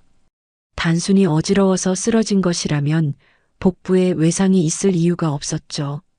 아, 그건 쓰러지면서 모서리에 부딪혀서 그런 거예요. 승우가 급하게 해명했습니다. 하지만 그의 설명을 들을수록 혜진의 의심은 더욱 커졌죠. 구급대원은 승우를 잠깐 바라보더니 입을 다물었습니다. 뭔가 말하고 싶어 하는 것 같았지만 결국 침묵을 지켰죠. 그 모습이 혜진에게는 더욱 의심스럽게 느껴졌습니다. 저는 병원에 따라가겠어요. 혜진이 말했습니다. 승우의 얼굴에 잠깐 당황한 기색이 스쳤죠. 장모님은 집에서 쉬세요. 제가 잘 돌볼게요. 아니에요. 내 딸인데 내가 가야죠. 혜진의 목소리에는 단호함이 섞여 있었습니다. 승우는 더 이상 말릴 수 없었죠. 구급차가 떠나가는 것을 지켜보며 혜진은 주먹을 꽉 움켜쥐었습니다. 손톱이 손바닥에 박힐 정도로 세게 쥐었죠. 온몸에서 거짓말의 냄새가 진동하고 있었습니다. 뭔가 숨기고 있어. 혜진의 직감이 말하고 있었습니다. 부동산 중개 보조 일을 하며 수많은 사람들을 만나왔던 경험이 그녀에게 알려주고 있었죠. 승우와 경숙이 보인 반응들, 그리고 소연의 공포에 질린 표정까지. 아파트 앞에서 경찰차들이 하나둘 떠나갔습니다. 하지만 혜진의 마음속 불안은 오히려 더 커졌죠. 이건 단순한 사고가 아니었습니다. 소연아, 엄마가 꼭 진실을 밝혀낼게. 혜진이 혼잣말을 중얼거리며 자신의 차로 향했습니다. 병원으로 가는 길, 그녀의 머릿속에는 오늘 저녁 소연이 보였던 미묘한 반응들이 하나씩 떠올랐죠. 승우의 손길에 움츠러들던 모습, 화장실에서 떨리던 손, 그리고 스카프로 가린 목 부분까지. 모든 것이 하나의 그림으로 맞춰지기 시작했습니다. 하지만 아직은 확신할 수 없었죠. 혜진은 병원 응급실을 향해 차를 몰았습니다. 딸을 지켜야 한다는 모성 본능이 그녀를 움직이고 있었죠. 응급실의 차가운 형광등 불빛 아래서 혜진은 의사의 말을 들었습니다. 소연의 생명에는 지장이 없다는 것, 하지만 아이는 지킬 수 없었다는 것. 12주 된 작은 생명이 사라졌다는 소식이었죠. 환자분의 복부에 강한 충격이 가해진 흔적이 있습니다. 단순한 낙상으로 보기에는 의사가 말을 흐렸습니다. 혜진의 가슴이 철렁했죠. 의사의 조심스러운 표현 뒤에 숨겨진 의미를 알 수 있었습니다. 선생님, 정확히 어떤 충격인가요? 혜진이 물었지만 의사는 더 이상 자세한 말을 하지 않았습니다. 병원에서는 이런 상황에 대해 함부로 추측하지 않는다는 것을 혜진도 알고 있었죠. 병실로 향하는 복도에서 혜진은 승호의 모습을 봤습니다. 그가 소연의 병실 문 앞에서 눈물을 흘리고 있었죠. 어깨를 떨며 오열하는 모습이 누가 봐도 슬픔에 잠긴 남편 같았습니다. 내 잘못이야. 내가 소연이를 더 잘 챙겼어야 했는데. 승호의 목소리에는 자책감이 가득했습니다. 하지만 혜진은 그 순간을 놓치지 않았죠. 승호가 고개를 돌리며 복도 끝을 바라볼 때 그의 입꼬리가 아주 짧게 올라가는 것을 봤습니다. 마치 안도의 미소 같았죠. 혜진의 등골이 서늘해졌습니다. 그 찰나의 표정 변화가 모든 것을 말해주고 있었죠. 승호는 슬퍼하는 것이 아니라 연기를 하고 있었습니다. 승호야. 혜진이 다가가며 불렀습니다. 승호는 재빨리 슬픈 표정을 지으며 눈물을 닦았죠. 장모님, 정말 죄송해요. 제가 소연이를 더 잘 돌봤어야 했는데. 그래, 내가 더 잘 돌봤어야지. 혜진의 말에는 날카로움이 섞여 있었습니다. 승호의 눈에 잠깐 당황한 기색이 스쳤죠. 병실에 들어가니 소연이 침대에 누워 있었습니다. 창백한 얼굴에 링거가 연결되어 있었죠. 혜진이 다가가자 소연이 눈을 떴습니다. 엄마. 소연의 목소리는 가늘었습니다. 그녀의 눈에는 깊은 절망이 담겨 있었죠. 아이를 잃은 슬픔보다 더 복잡한 감정이 보였습니다. 소연아, 괜찮아. 엄마가 여기 있어. 혜진이 딸의 손을 잡았습니다. 소연의 손은 차갑고 떨리고 있었죠. 그때 소연이 작은 목소리로 속삭였습니다. 엄마 나. 하지만 승우가 병실로 들어오자 소연은 입을 다물었습니다. 그 반응이 혜진에게는 모든 것을 말해주었죠. 며칠 후 혜진은 강릉 시내의 한 카페에 앉아 있었습니다. 맞은편에는 이혼 전문 변호사인 김지연이 앉아 있었죠. 30대 중반의 그녀는 냉철하고 전문적인 인상을 주었습니다.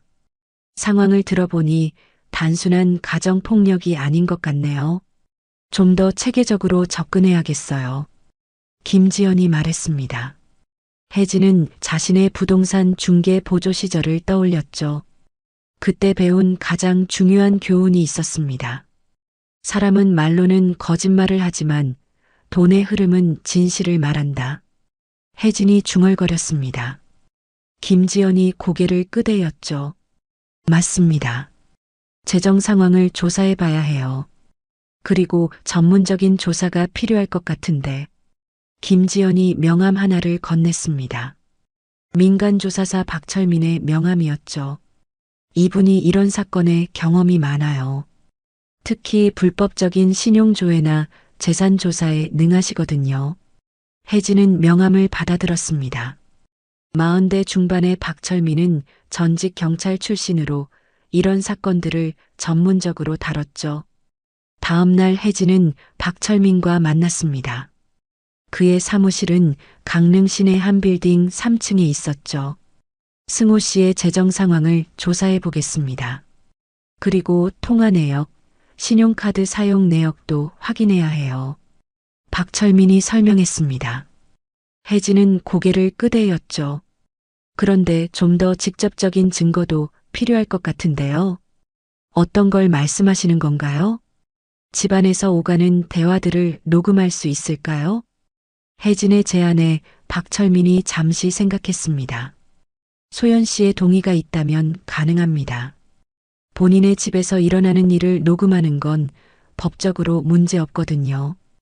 혜진은 소연에게 이 계획을 알렸습니다. 병원에서 퇴원한 소연은 여전히 몸과 마음이 회복되지 않은 상태였죠. 엄마, 정말 이런 일까지 해야 해요? 소연이 망설였습니다. 하지만 혜진의 의지는 확고했죠. 소연아, 엄마는 내가 당한 일을 그냥 넘어갈 수 없어. 그리고 승우가 또 다른 일을 벌일지도 모르거든. 결국 소연은 동의했습니다. 박철민이 소연의 휴대폰에 특수한 앱을 설치했죠. 이 앱은 24시간 주변 소리를 녹음하는 기능이 있었습니다. 이 앱은 백그라운드에서 작동해요. 겉으로는 전혀 티가 나지 않죠. 박철민이 설명했습니다. 소연은 떨리는 손으로 휴대폰을 받았죠. 그날부터 소연의 집에서 오가는 모든 대화가 기록되기 시작했습니다. 승우와 소연의 대화, 승우의 전화 통화, 그리고 시어머니 경숙이 찾아왔을 때의 대화까지. 첫 번째 녹음 파일이 혜진에게 전달되었을 때 그녀는 충격을 받았습니다. 승우가 누군가와 통화하는 내용이었죠. 이제 문제 없어. 소연이가 완전히 주저앉았거든. 게스트하우스 담보대출도 곧 실행될 거야. 승우의 목소리는 냉정했습니다. 병원에서 보였던 슬픈 남편의 모습과는 전혀 달랐죠. 미라야, 조금만 더 기다려. 모든 게 정리되면 우리 해외로 갈 수 있어. 혜진은 미라라는 이름을 들으며 분노가 치밀어 올랐습니다. 승우에게 다른 여자가 있었던 것이죠. 며칠 더 지나자 더욱 충격적인 내용들이 녹음되었습니다. 경숙이 소연을 방문했을 때의 대화였죠. 소연아, 이번 일로 내가 정신 차렸으면 좋겠다. 승우한테 잘해야 한다는 걸 깨달았겠지? 경숙의 목소리에는 위협이 섞여 있었습니다. 어머니, 저는 내가 뭘 할 수 있다고? 내 외할아버지 유산도 이제 승우 것이나 마찬가지야. 법적으로는 부부 공동 재산이니까. 혜진은 이 대화를 들으며 모든 것을 이해했습니다. 승우의 목적은 소연의 게스트하우스와 바닷가 대지였던 것이죠. 그리고 그 재산을 차지하기 위해 소연을 위협하고 있었습니다.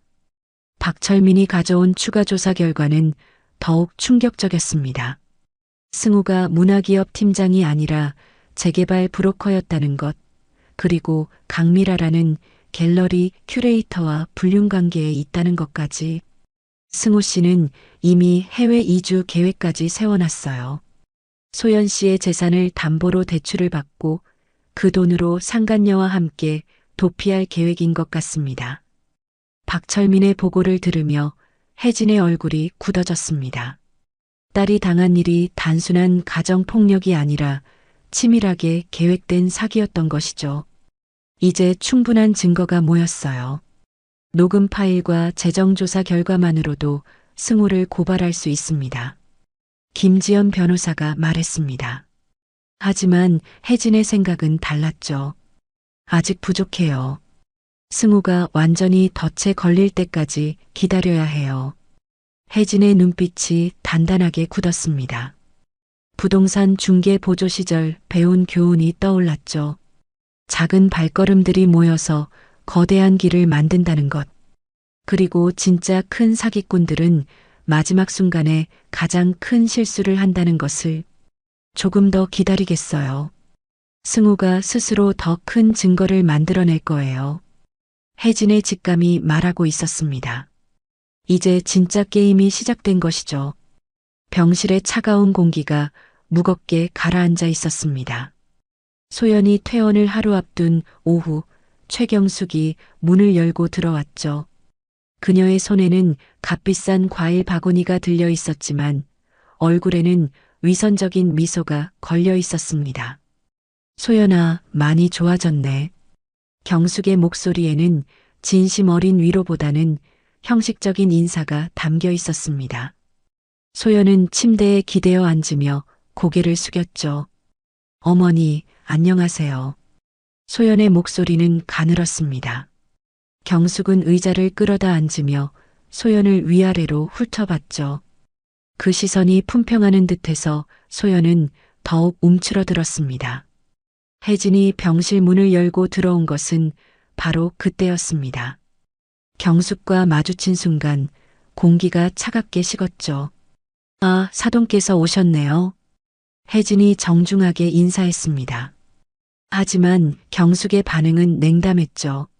네, 소연이 얼굴이나 보러 왔어요. 경숙의 말투에는 은근한 무시가 섞여 있었습니다.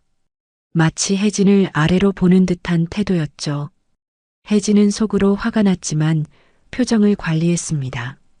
소연이가 많이 힘들어해서요. 아이를 잃는다는 게 얼마나 큰 상처인지.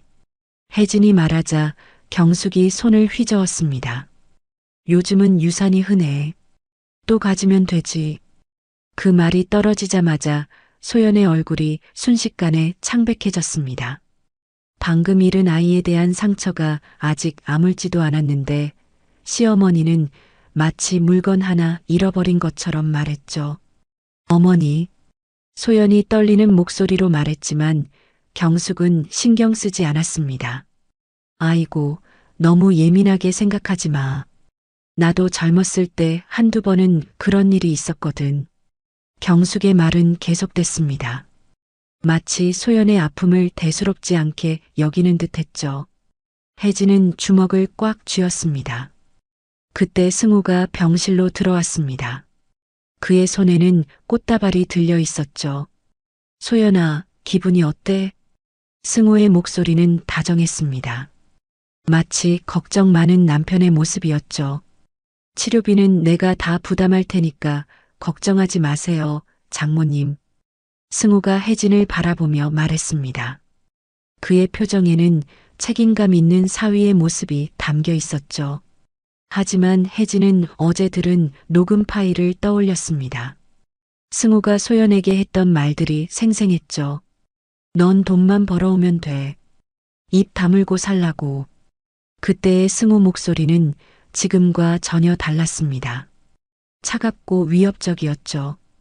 혜진은 이런 이중적인 모습에 분노가 치밀어 올랐습니다. 소연이 상태가 많이 좋아져서 다행이에요. 경숙이 말했습니다.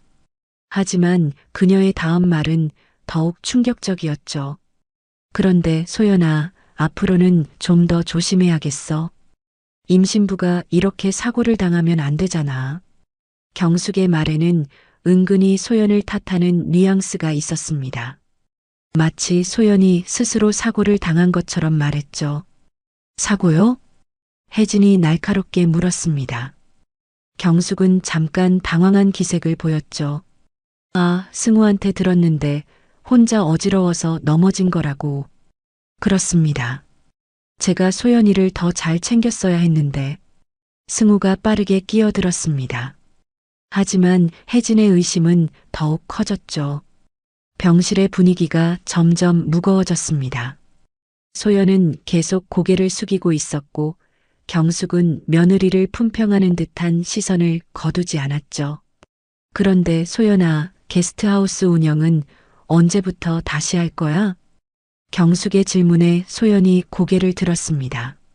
아직 몸이 회복되지 않아서. 아이고, 그러면 안 되지. 돈을 벌어야 살림이 되는 건데. 승우 혼자 벌어서는 힘들잖아. 경숙의 말에 숨겨진 의미를 혜진은 알 수 있었습니다. 소연에게 경제적 압박을 가하고 있는 것이죠. 혜진은 더 이상 참을 수 없었습니다. 하지만 감정적으로 대응하면 안 된다는 것도 알고 있었죠. 그녀는 깊게 숨을 들이쉬며 차분함을 유지했습니다. 소연이는 충분히 쉬어야 해요. 건강이 제일 중요하잖아요. 혜진의 말에 경숙이 콧방귀를 뀌었습니다. 요즘 젊은 사람들은 너무 약해요. 우리 때는 이런 일 정도는 대수롭지 않게 넘겼는데. 그 말을 듣는 순간 소연의 눈에서 눈물이 흘러내렸습니다. 잃은 아이에 대한 슬픔, 남편의 폭력에 대한 공포, 그리고 시어머니의 무시까지 모든 것이 한꺼번에 밀려왔죠. 소연아, 왜 또 울어? 그렇게 약하면 어떻게 살아? 경숙의 말은 날카로운 칼날이 되어 소연을 찔렀습니다. 소연은 더 이상 견딜 수 없어 얼굴을 양손으로 가렸죠. 혜진은 딸의 모습을 보며 가슴이 찢어지는 것 같았습니다. 하지만 여기서 감정적으로 반응하면 상황만 더 악화될 것을 알고 있었죠. 소연아, 괜찮아. 혜진이 딸의 어깨를 다독였습니다. 하지만 소연의 떨림은 멈추지 않았죠. 그때 승호의 휴대폰이 울렸습니다. 그는 잠깐 화면을 보더니 자리에서 일어났죠. 잠깐 전화 받고 올게요. 승호가 병실을 나가자 소연의 휴대폰 녹음 기능이 작동했습니다. 복도에서 들리는 승호의 목소리가 희미하게 들렸죠. 미라야, 조금만 더 기다려. 소연이가 완전히 포기하면 모든 게 쉬워질 거야. 혜진의 얼굴이 굳었습니다. 승우가 상간녀와 통화하고 있는 것이죠. 그것도 아내가 입원해 있는 병원에서. 경숙은 승우가 나간 사이 더욱 노골적으로 소연을 압박했습니다. 소연아, 솔직히 말할게. 내가 이번 일로 정신 차렸으면 좋겠어. 승우는 좋은 남자야. 내가 잘해야 해. 경숙의 말에는 위협이 섞여 있었습니다. 소연은 고개를 더욱 숙였죠. 그리고 게스트하우스는 승우 이름으로 바꾸는 게 좋겠어. 부부간의 재산을 따로 가지는 건 좋지 않거든. 그 말을 듣는 순간 혜진은 모든 것을 이해했습니다. 이들의 목적이 무엇인지, 왜 소연을 이렇게 압박하는지. 혜진은 더 이상 눈물로 대항하지 않기로 결심했습니다. 감정 대신 기록과 증거로 싸우기로 한 것이죠. 부동산 중개 보조 시절 배운 교훈이 떠올랐습니다. 감정적으로 대응하면 지지만 냉정하게 준비하면 이길 수 있다는 것. 알겠습니다, 어머니. 혜진이 차분하게 대답했습니다. 경숙은 혜진의 순순한 반응에 만족스러워했죠. 승우가 병실로 돌아왔을 때 혜진은 그를 유심히 관찰했습니다. 그의 표정, 몸짓, 말투 하나하나를 기억해뒀죠. 소연아, 내일 퇴원하면 집에서 푹 쉬어. 승호의 말은 다정했지만 혜진의 귀에는 거짓으로 들렸습니다. 경숙과 승호가 떠난 후 혜진은 소연의 손을 잡았습니다. 소연아, 엄마를 믿어. 소연이 눈물을 흘리며 고개를 끄덕였습니다. 혜진의 눈빛이 단단하게 굳어졌죠. 이제 모욕은 그들 스스로를 파멸시키는 칼이 될 것입니다. 혜진은 녹음된 모든 내용을 정리하기 시작했죠. 승우와 경숙이 스스로 만든 증거들로 그들을 무너뜨릴 계획이었습니다. 창밖으로 강릉 바다가 보였습니다. 파도는 여전히 거세게 몰아치고 있었지만 혜진의 마음은 오히려 평온해졌죠. 이제 진짜 전쟁이 시작되는 것입니다. 혜진은 다가점 사무실에 홀로 앉아 있었습니다. 책상 위에는 여러 장의 서류가 펼쳐져 있었죠. 은행 거래 내역서, 신용카드 명세서, 그리고 박철민이 조사해온 각종 문서들이었습니다. 형광등 불빛 아래서 혜진의 손가락이 장부를 넘겼습니다. 부동산 중개 보조 시절의 습관이 되살아났죠. 숫자 속에서 진실을 찾아내는 일, 그것이 그녀가 가장 잘하는 일이었습니다. 이상해, 이 패턴이. 혜진이 중얼거리며 형광펜으로 특정 날짜들을 표시했습니다. 승호의 계좌에서 일정한 간격으로 돈이 빠져나가고 있었죠. 매달 15일과 마지막 날 규칙적인 흐름이 보였습니다. 첫 번째 이체는 강월랜드 카지노였습니다. 매월 200만 원씩 꾸준히 빠져나갔죠. 두 번째는 서울 강남의 한 갤러리였습니다. 갤러리 이름을 보는 순간 혜진의 눈이 번뜩였습니다. 아트 스페이스 미라. 혜진이 명함함을 뒤져 박철민이 준 자료를 찾았습니다. 강미라가 큐레이터로 일하는 갤러리였죠. 승우가 상간녀에게 돈을 대주고 있었던 것입니다. 더욱 충격적인 것은 그 돈의 출처였습니다. 날짜를 역추적해 보니 소연의 통장에서 같은 금액이 승우 계좌로 이체되고 있었죠. 소연이 번 돈이 고스란히 강미라에게 흘러들어가고 있었습니다. 혜진의 손이 떨렸습니다. 딸이 해녀 다큐멘터리를 찍으며 힘들게 번 돈이 남편의 도박과 불륜 자금으로 사용되고 있었던 것이죠. 이 자식이. 혜진이 주먹을 쥐었습니다. 하지만 감정을 억누르고 계속 조사했죠. 더 중요한 증거가 있을 것 같았습니다. 박철민이 확보한 불법 신용조회 문서를 열었습니다. 승우가 소연과 혼인신고하기 3개월 전에 소연의 재산을 조회한 기록이 있었죠. 게스트하우스와 바닷가 대지의 정확한 시세까지 파악하고 있었습니다. 처음부터 계획된 일이었구나. 혜진이 씁쓸하게 중얼거렸습니다. 승우의 사랑은 처음부터 거짓이었던 것이죠. 휴대폰을 꺼내 강미라의 SNS를 확인했습니다. 최근 게시물에는 명품 가방과 액세서리 사진들이 올라와 있었죠. 오빠가 선물해줬어요. 정말 센스 최고. 강미라의 글을 보며 혜진은 이체 날짜를 확인했습니다. 승우가 갤러리로 돈을 보낸 날과 정확히 일치했죠.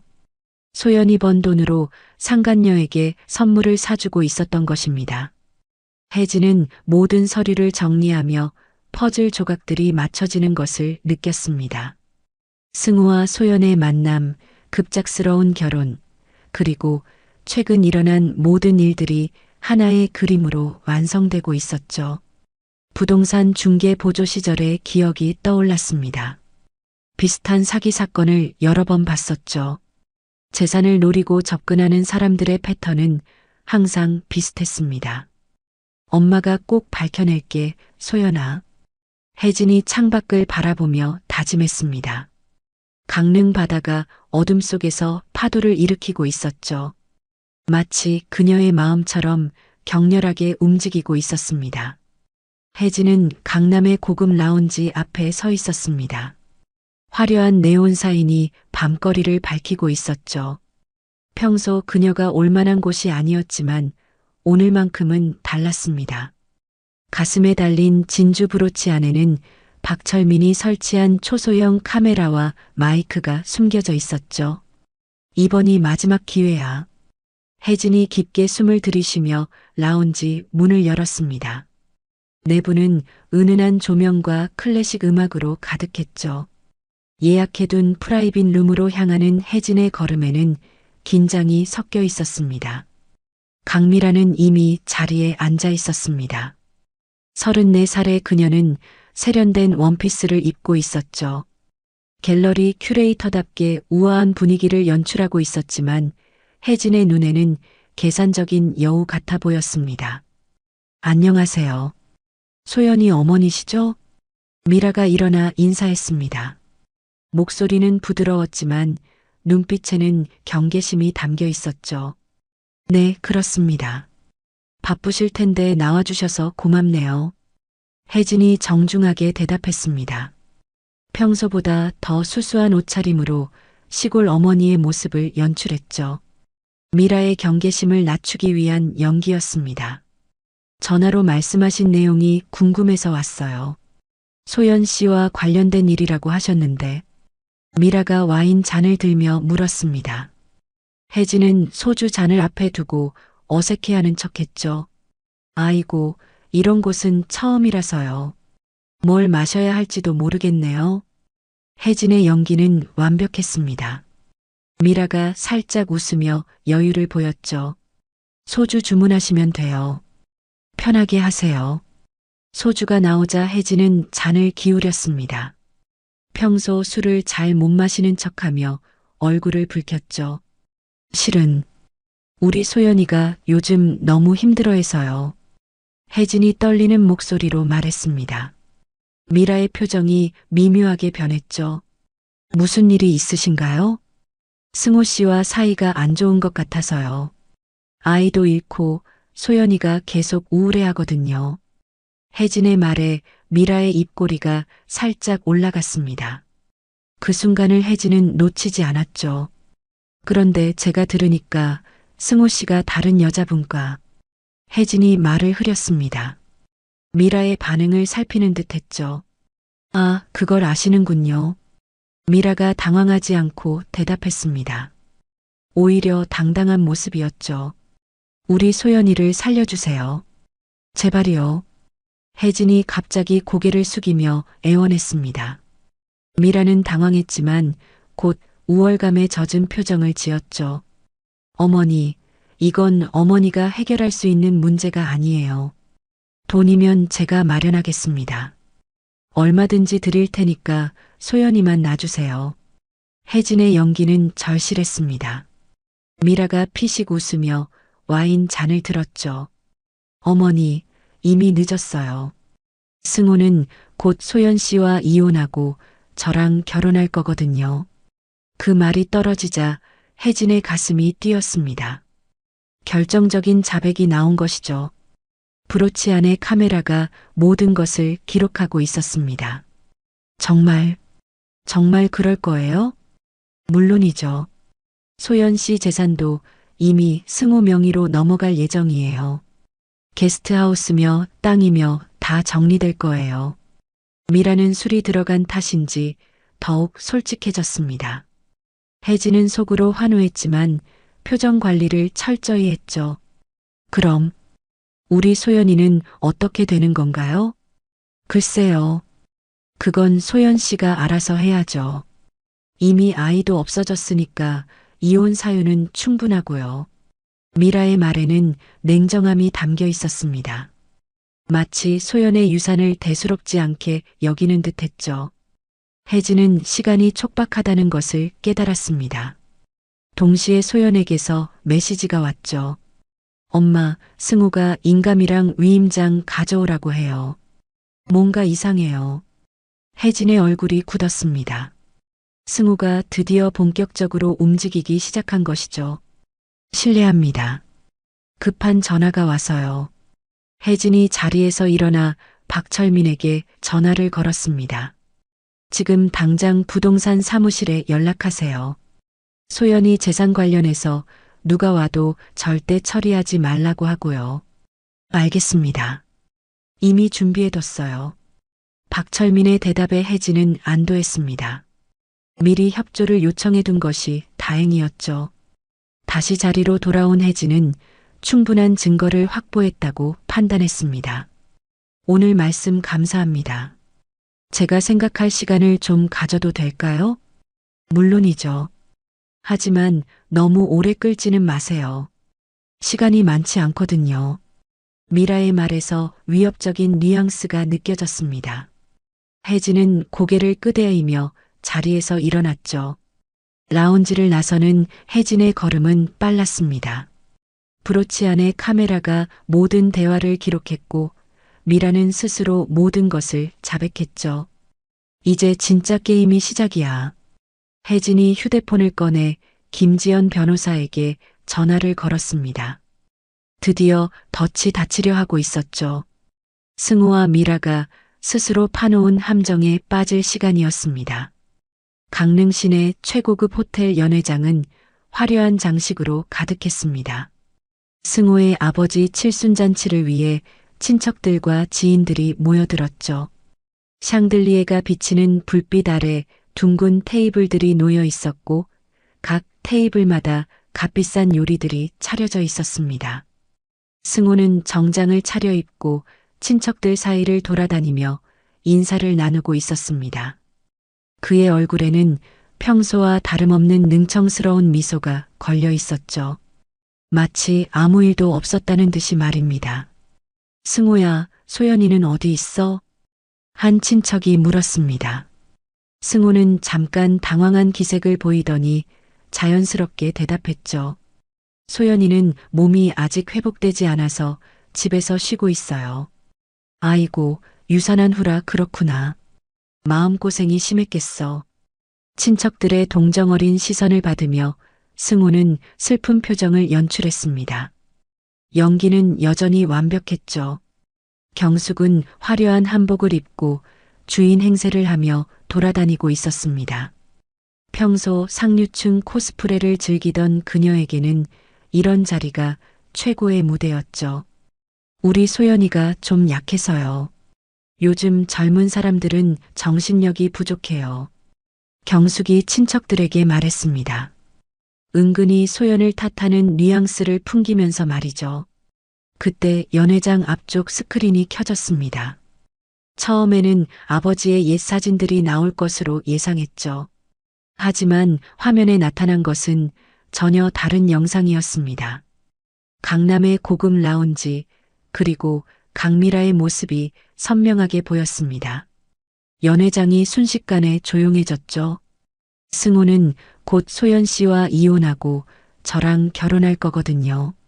미라의 목소리가 연회장 전체에 울려 퍼졌습니다. 친척들의 얼굴이 순식간에 굳어졌죠. 승호의 얼굴이 창백해졌습니다. 그는 급히 스크린을 향해 달려가려 했지만 이미 늦었죠. 소연 씨 재산도 이미 승호 명의로 넘어갈 예정이에요. 게스트하우스며 땅이며 다 정리될 거예요. 미라의 자백이 계속됐습니다.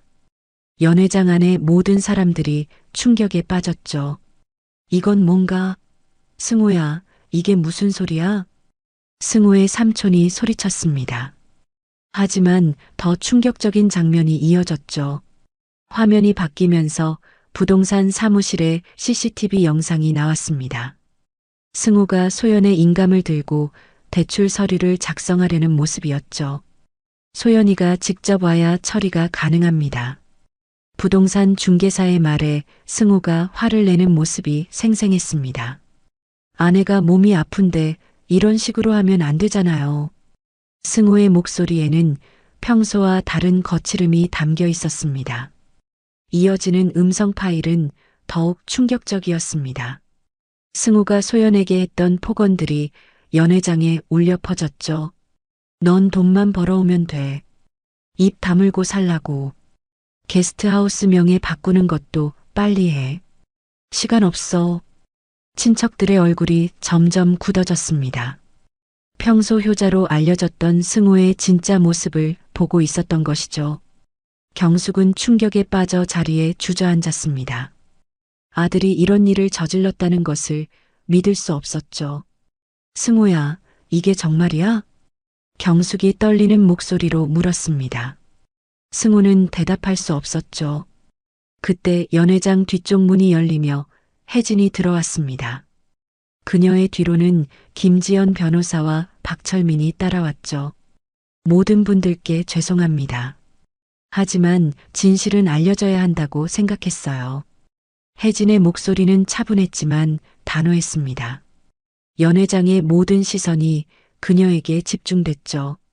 장모님, 이게 무슨 짓이에요? 승우가 혜진을 향해 소리쳤습니다. 하지만 그의 목소리에는 이미 절망이 섞여 있었죠. 내가 우리 딸에게 한 짓을 모든 사람이 알아야 한다고 생각해. 혜진의 말에 친척들이 웅성거렸습니다. 상황을 이해하기 시작한 것이죠. 스크린에는 소연의 병원 진료 기록이 나타났습니다. 복부 타박상과 관련된 의료진의 소견이 적혀 있었죠. 환자의 복부에 강한 외부 충격으로 인한 손상이 관찰됨. 의사의 소견을 본 친척들이 경악했습니다. 승우가 임신한 아내에게 폭력을 휘둘렀다는 것을 깨달은 것이죠. 이건 말이 안 돼. 경숙이 중얼거렸습니다. 그녀가 그토록 자랑스러워했던 아들의 진실한 모습을 보고 있었죠. 어머니께서도 공범이에요. 혜진이 차가운 목소리로 말했습니다. 소연이를 압박해서 재산을 포기하게 만들려고 했잖아요. 스크린에는 경숙이 병실에서 소연에게 했던 말들이 나왔습니다. 요즘은 유산이 흔해. 또 가지면 되지. 경숙의 목소리가 연회장에 울려 퍼지자 친척들이 분노했습니다. 경숙아, 내가 어떻게 그런 말을... 신우이가 경숙을 꾸짖었습니다. 경숙은 더 이상 변명할 수 없었죠.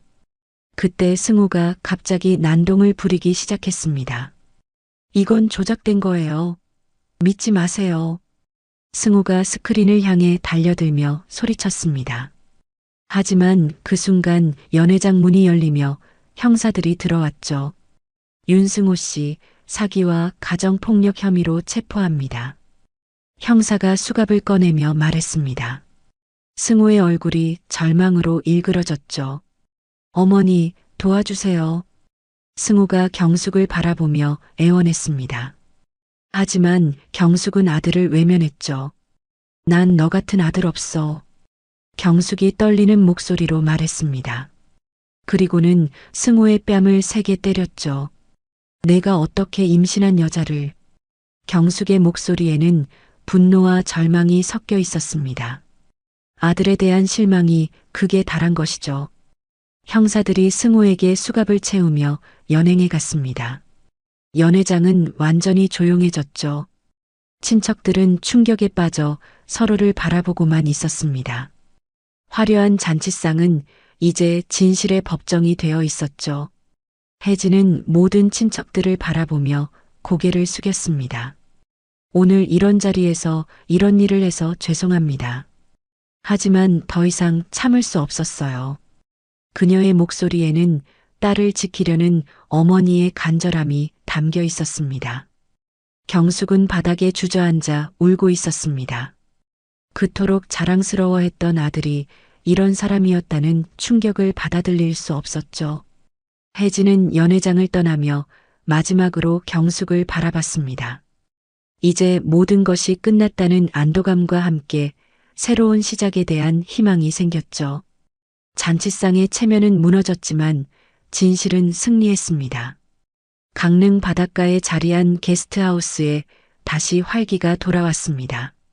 사건이 마무리된 지 2달이 지난 지금 혜진과 소연은 새로운 시작을 준비하고 있었죠. 아침 햇살이 한옥의 처마 끝을 비추며 따뜻한 기운을 전해주었습니다. 엄마, 이 방은 어떻게 할까요? 소연이 청소 도구를 들고 방안을 정리하며 물었습니다. 그녀의 목소리에는 예전의 밝음이 되돌아와 있었죠. 몸과 마음의 상처가 완전히 아물지는 않았지만 이제 앞을 향해 걸어갈 힘이 생겼습니다. 여기는 해녀 할머니들이 묵을 방으로 하자. 다큐 촬영할 때 편하게 쉴 수 있도록. 혜진이 대답하며 창문을 활짝 열었습니다. 시원한 바닷바람이 방 안으로 들어와 묵은 공기를 씻어냈죠. 마치 그들의 마음처럼 상쾌해졌습니다. 소연은 프리랜서 PD로 완전히 복귀했습니다. 중단되었던 해녀 문화 기록 다큐멘터리를 다시 시작한 것이죠. 이번에는 단순히 문화를 기록하는 것이 아니라 여성들의 강인한 생명력을 담아내고 싶어 했습니다. 할머니, 카메라 앞에서 자연스럽게 해주세요. 소연이 해녀 할머니에게 말했습니다. 그녀의 얼굴에는 자신감이 넘쳤죠. 고통을 이겨낸 사람만이 가질 수 있는 단단함이 있었습니다. 우리가 바다에서 배운 게 있지. 파도가 아무리 세게 쳐도 바다는 그대로 있다는 거야. 할머니의 말을 들으며 소연은 카메라 뒤에서 고개를 끄덕였습니다. 그 말 속에서 자신의 이야기를 발견했던 것이죠. 혜진은 멀리서 딸의 모습을 지켜봤습니다. 카메라를 들고 당당히 웃는 소연의 모습에 가슴이 뿌듯해졌죠. 몇 달 전만 해도 공포에 떨던 딸이 이제는 자신만의 길을 걸어가고 있었습니다. 게스트하우스 현관에는 새로운 간판이 걸려 있었습니다. 바다와 바람 게스트하우스라는 이름이었죠.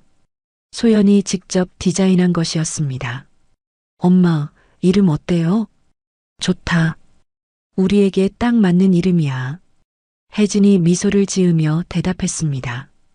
바다는 때로는 거칠고 때로는 평온하지만 결국은 모든 것을 품어주는 존재였죠.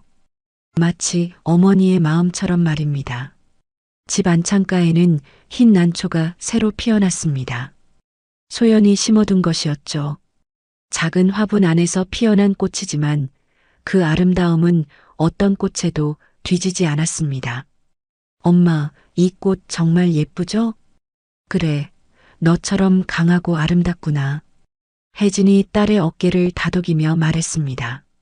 난초는 쉽게 피지 않지만 한 번 피면 오래도록 그 자리를 지키는 꽃이었죠. 첫 번째 손님이 도착했습니다. 서울에서 온 젊은 부부였죠. 그들은 바쁜 일상에서 벗어나 조용한 시간을 보내고 싶어 했습니다. 어서 오세요. 편하게 지내다 가세요. 혜진이 따뜻하게 인사했습니다. 그녀의 손에는 정성스럽게 쓴 손글씨 카드가 들려 있었죠. 카드에는 이런 글이 적혀 있었습니다. 파도는 부서져도 바다는 남습니다. 고통은 지나가지만 사랑은 영원합니다. 손님이 카드를 읽으며 감동받는 모습을 보며 혜진은 뿌듯해했습니다. 자신이 겪은 일들이 누군가에게는 위로가 될 수 있다는 것을 깨달았죠. 저녁이 되자 혜진과 소연은 바닷가를 걸었습니다. 파도 소리가 발밑에서 리듬을 만들어냈죠. 몇 달 전만 해도 이 소리가 불안했는데 이제는 평온함을 주었습니다. 엄마 고마워요. 소연이 갑자기 말했습니다. 혜진은 딸을 바라봤죠. 뭘 고마워해? 당연한 일 했을 뿐이야. 아니에요. 엄마가 아니었다면 저는 지금도 그 지옥에서 헤어나지 못했을 거예요. 소연의 목소리에는 진심이 담겨 있었습니다. 혜진의 눈가가 촉촉해졌죠. 소연아, 엄마도 너한테 배웠어. 포기하지 않는 법을. 두 사람은 바닷가에 앉아 석양을 바라봤습니다. 하늘이 주황빛으로 물들어가며 아름다운 그림을 만들어냈죠. 이제 정말 새로운 시작이네요. 소연이 모래를 만지며 말했습니다. 파도가 모래를 씻어내듯이 시간이 그들의 상처를 치유해주고 있었죠. 그래, 우리는 이제 증거보다 더 확실한 것 위에 서 있어. 그게 뭐예요? 사랑이야. 진짜 사랑. 혜진의 말에 소연이 고개를 끄덕였습니다. 승우가 보여준 가짜 사랑과는 전혀 다른 조건 없는 사랑이었죠. 다큐멘터리 촬영 중에 만난 해녀 할머니가 했던 말이 떠올랐습니다. 바다에서 진주를 건지려면 깊이 들어가야 해. 고통 없이는 아름다운 것을 얻을 수 없지. 소연은 자신이 겪은 고통이 헛되지 않았다는 것을 깨달았습니다. 그 경험을 통해 더 강해졌고 더 진실한 삶을 살 수 있게 된 것이죠. 게스트하우스로 돌아가는 길에 혜진과 소연은 손을 맞잡았습니다. 어머니와 딸이 아닌 함께 어려움을 극복한 동지 같은 마음이었죠. 엄마, 내일 첫 방송 녹화인데 긴장돼요. 긴장할 필요 없어. 내가 경험한 걸 솔직하게 말하면 돼. 소연의 다큐멘터리에는 자신의 이야기도 일부 포함될 예정이었습니다. 가정폭력을 당한 여성으로서의 경험을 나누고 싶어 했죠. 많은 사람들에게 도움이 될 거야. 혜진이 딸을 격려했습니다. 그들의 고통이 누군가에게는 희망의 메시지가 될 수 있다고 믿었죠. 밤이 깊어가며 게스트하우스에 불이 켜졌습니다. 따뜻한 불빛이 창문으로 새어나와 어둠을 밝혔죠. 마치 그들의 마음처럼 밝고 따뜻했습니다. 창가의 흰 난초는 여전히 고고하게 피어 있었습니다. 어떤 시련에도 굴복하지 않는 강인함을 보여주며 말이죠.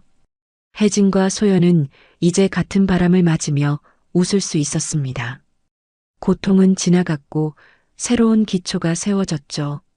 그들의 삶은 이제 증거보다 더 확실한 사랑 위에 서 있었습니다. 바다는 여전히 파도를 일으키고 있었지만 이제 그 소리는 두렵지 않았습니다. 오히려 새로운 하루를 약속하는 희망의 노래처럼 들렸죠.